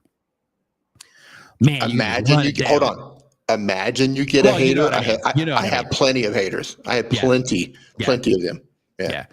But yeah, like you could just run it down on somebody like that. That'll be super funny. But like in cases like like Home Rapid Repair, right? Or Amy Johnson, like where Home Rapid Repair, where he's answering like DIY questions and just being able to quickly get that nuance in there without having to type it all out. Or like Amy Johnson, somebody's asking her something about genealogy, she's like, yeah, go use this website and go do this and do this. Being able to just get all that information out there, it's gonna be great. Yeah, Scale Train Station says they're going to clone your voice and be like, hey, Nick, I'm in a Mexican jail. Send money. Yeah, the funny thing is those people they don't know that situation, right? They'd be like, hey, D, I'm in a Mexican jail. Send money. I'd be like, oh, that's hilarious, dude. I'll talk to you later. Have fun in jail. Yeah. Right. Like so, again, I bailed you out last time. You're not getting my money this time. Right. I'd be like, that's hilarious, dude. Yep. Catch you later. Yeah. Let me know when you get out. Oh. Renee says stories became the stories team became the shorts team, so they want to focus on making one great thing rather than splitting YouTube can't afford a story team, right? Like YouTube can't afford a story team, right? Yeah. Okay, all right, like Renee, platform on earth, and hold they can't afford a story team. Hold on, Renee, let's get on the best. Streaming, podcasting, video content, like everything. But hey, we got to pull those story people off because we just don't have the resources. Okay, hold on. Let's get down to brass tacks here. This is like This is like when you were talking to the mobile people, and they're like, "Yeah, we'd have to pull people off of this team in order to get that working." It's like, come on, yeah, come on, yeah. How many team members were on the stories team? How many? How many? And Alphabet couldn't keep them separate. Come on now. Super. Can go in the kitchen. Says curious what time it is in Mexico. I'm guessing around noon. D, let him have it. It is 12:38 a.m. All right, there we go. It's 12:38 a.m. p.m. a.m. AM. PM. AM. Here. PM. Mexico. PM. He said Mexico. 12:30 in the afternoon, right? 10:30 a.m. Oh, I thought you said 12:30. Okay, sorry. No. Okay. AM. Magic Prepper, thanks for the super chat, man. Says, How about you try this? and use test and compare by making extra thumbnails, or if you know a thumbnail is better than others, should you just go with it? Sometimes I just go with it, but the smart thing to do though is to test them. And the reason that testing is important is because even though we understand what viewers respond to, sometimes people surprise us, and in addition to that, sometimes you get it wrong. Right? Because we're human, we make mistakes. Sometimes we overassume things. So sometimes we just get it wrong. So because of that, testing is the right move. So if you're in that moment where you're doing like everything you can possibly do to bring attention to the channel and grow the channel and all that stuff, I would be testing like everything that you're publishing. If you're like, you know what, I'm publishing, everything's going great. I know how to make thumbnails. People always respond. The thumbnails that I make always get a good response. Then in that particular case, you can go the other way. But if you're in that hey, I'm trying to move the needle right now, then in that case, you definitely want to be testing everything. Mm-hmm. What were we going to say, D? I was just going to say, I offer myself in tribute to put me on the new stories team. I'll help run the stories team. Yeah. Yep. Yeah. D, head of stories. Yeah. Head of stories. YouTube stories team. Hey, D, what are you Lead doing developer. now? Yep. Lead developer. I mean, with AI, you could. I know. That's what I'm saying. You could go in there and totally be at least a junior dev, like no problem at all. Yeah. Within a year, lead dev easily. Yep. You know what's funny, man, is like how we're always talking about how they need to add the chat feature to live chat on mobile devices.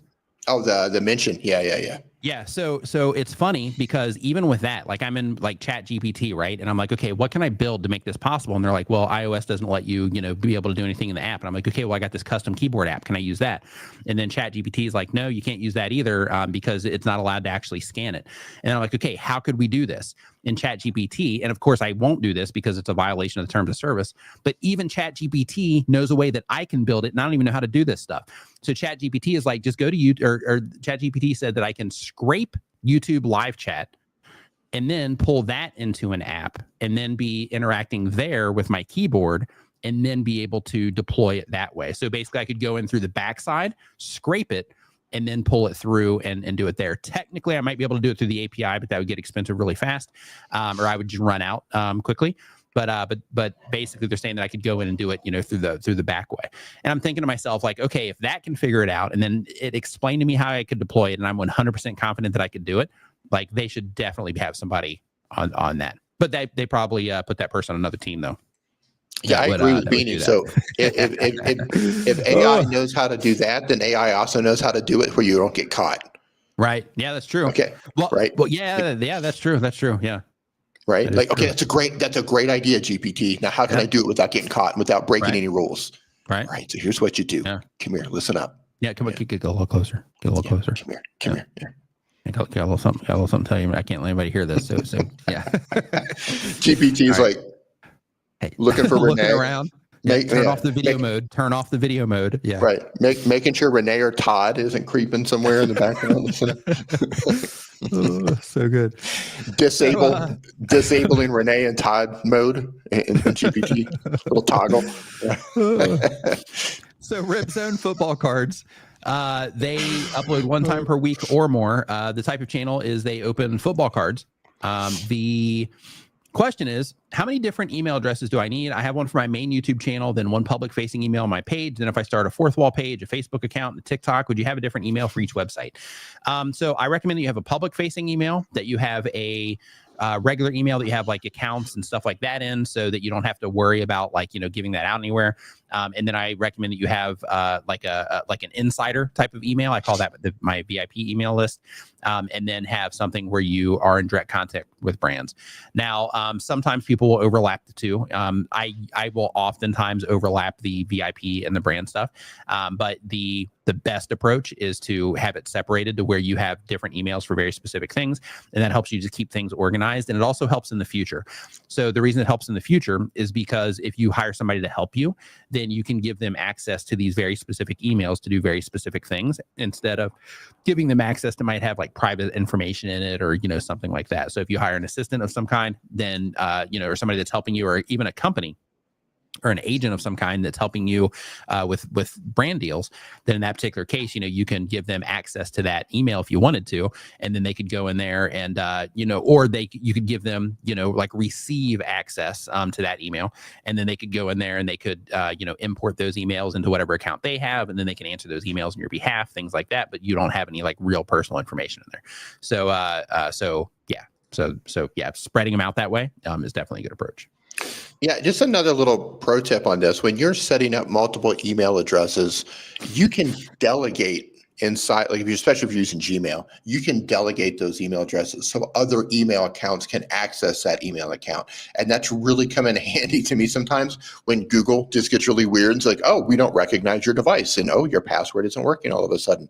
And then I've been able to come in through another email account that I've delegated to get access into that account. And another thing for YouTube, because the oopsies happen, that you can set managers in your YouTube account. So you can take other accounts that you have and allow them to access your YouTube account as well in the event that your main account, for some reason, you just can't get in. Like oopsies happen more than they should. This is a smart move too. Southern Torin says that I got one for the business. I bought the domain name.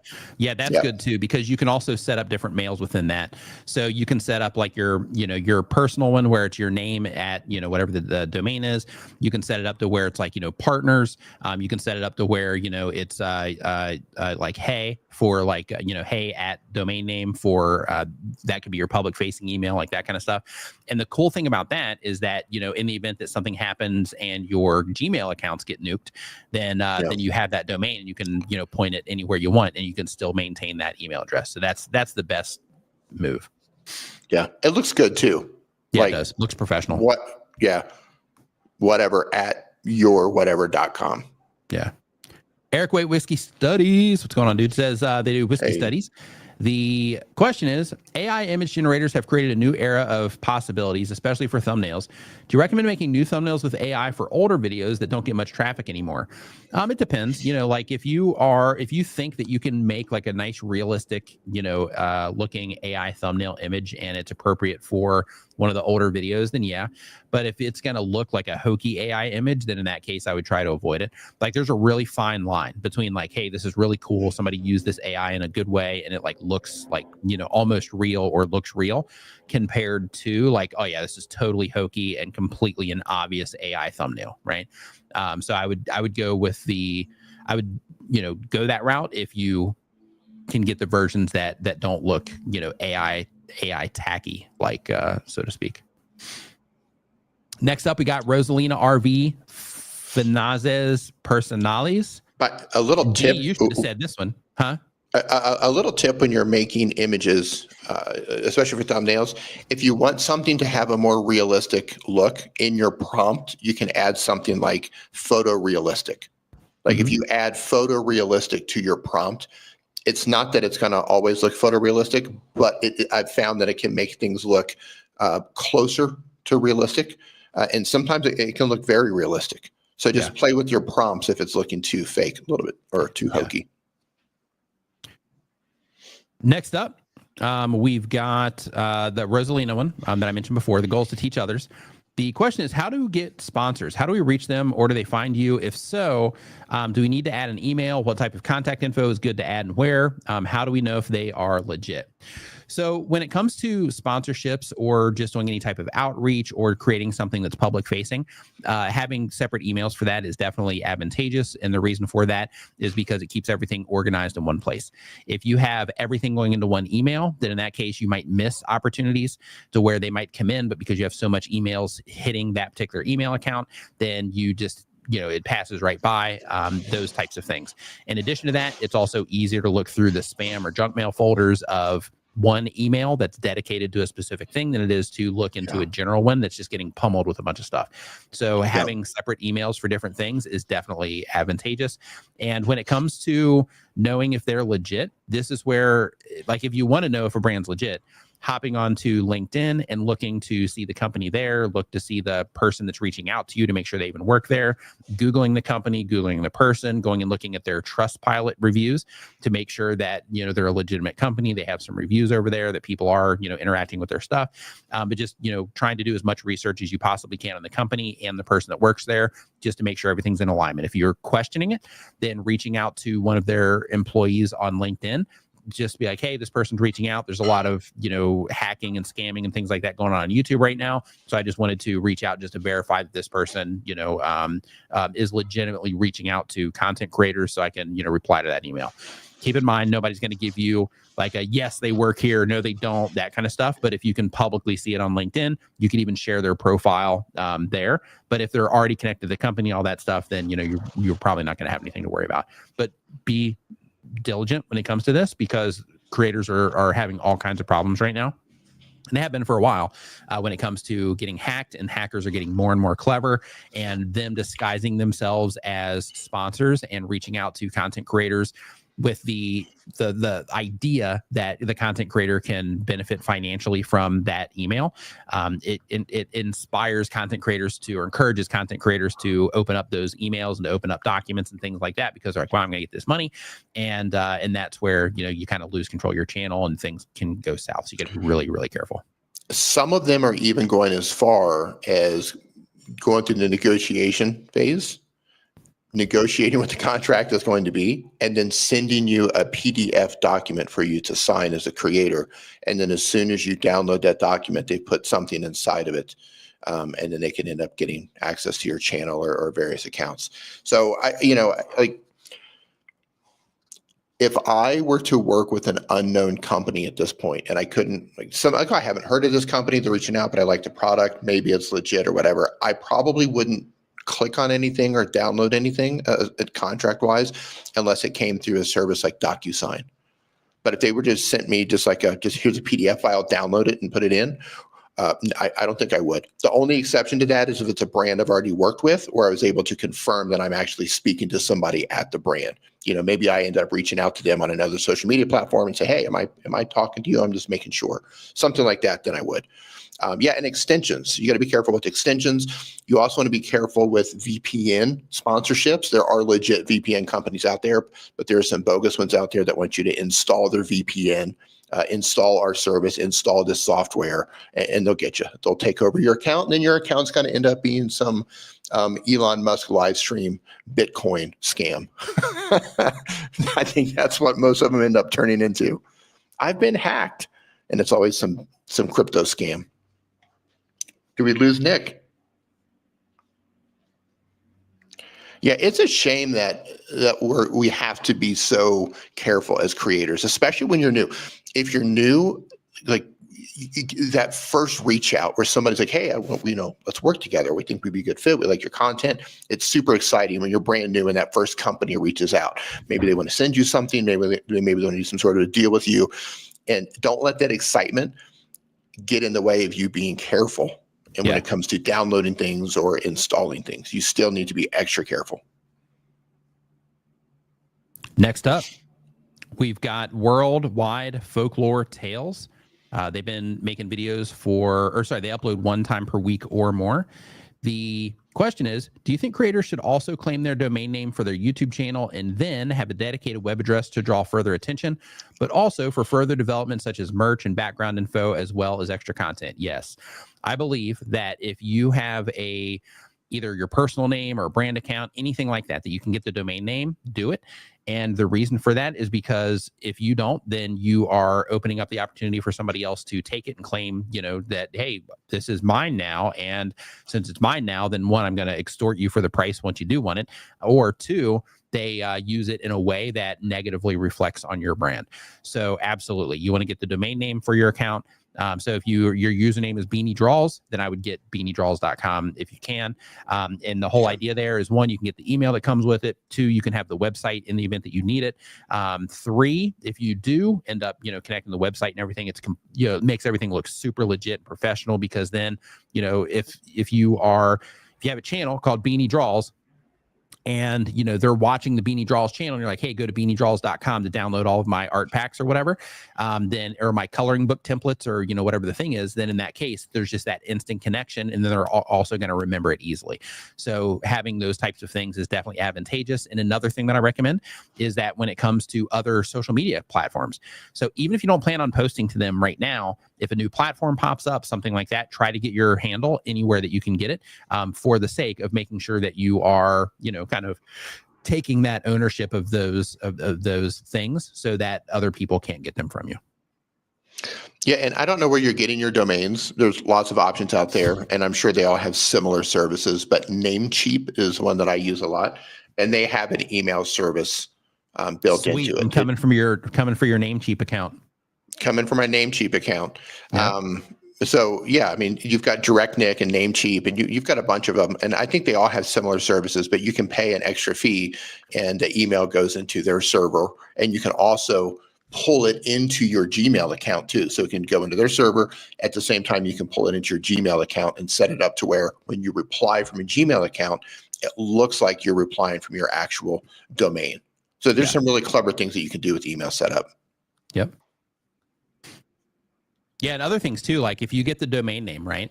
Like you don't even have to use it in terms of building a website or anything like that. Right. So you can use it so that you have the email address, but then you can also do a redirect to your YouTube channel.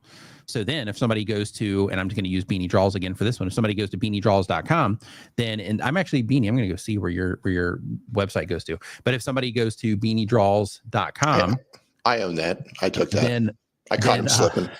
I caught him slipping. But yeah, if somebody goes to beaniedraws.com, okay, he's got it here. So he's got an actual website on it. But then it can just forward directly to your YouTube channel.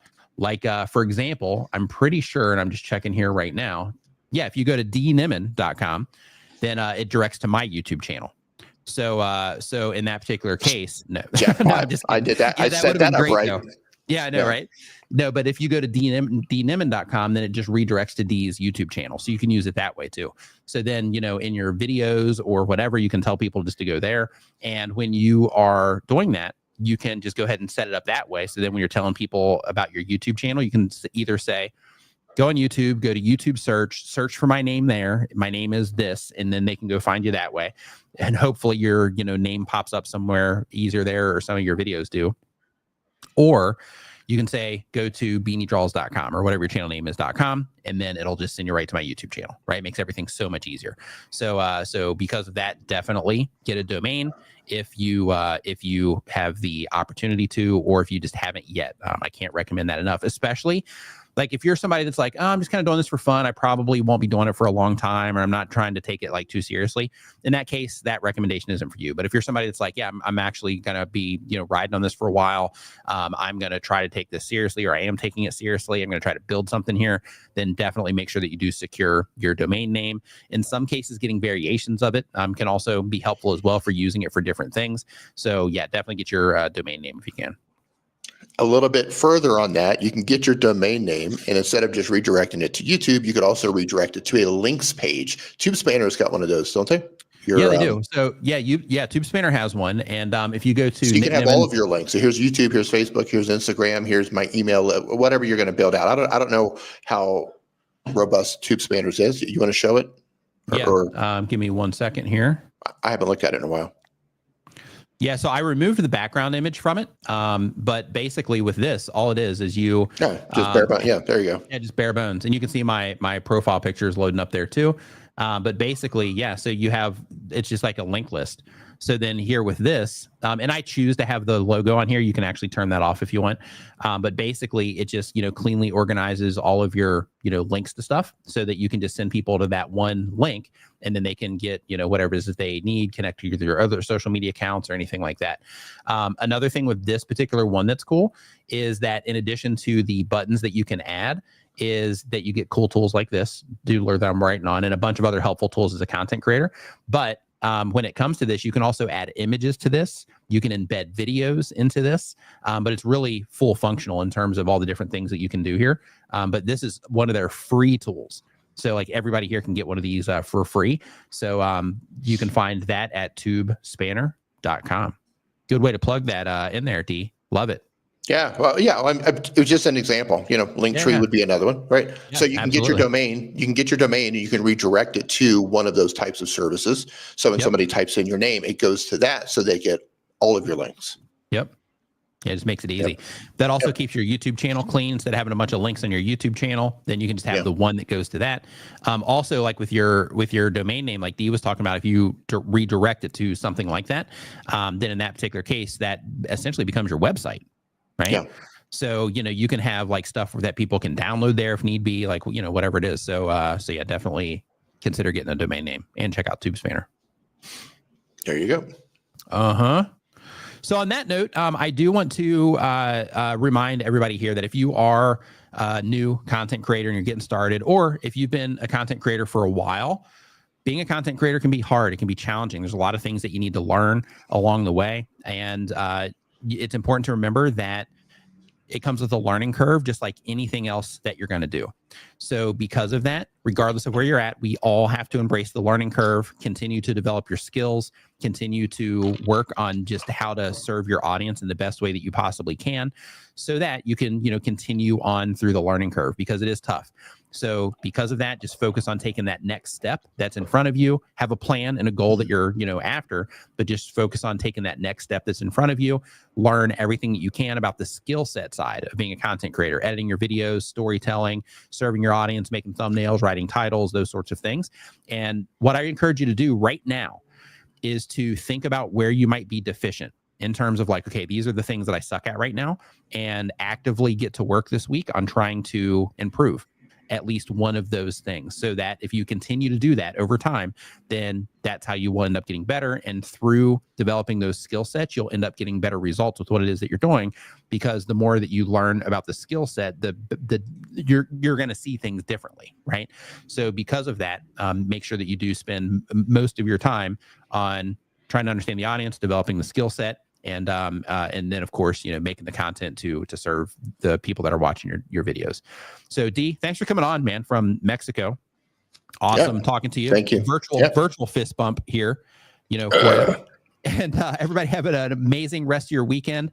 Remember to check out the video description. There's some helpful tools down there for you.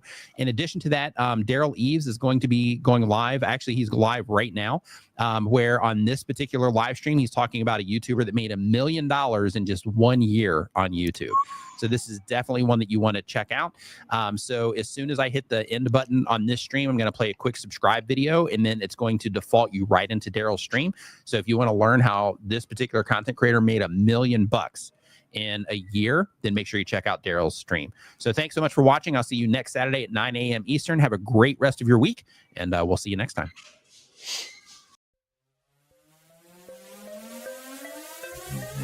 Hit the sub button, hit the like button. If you're having fun, comment, type something. If you're laying back, leaning and engage, just take a second to smash the whole page.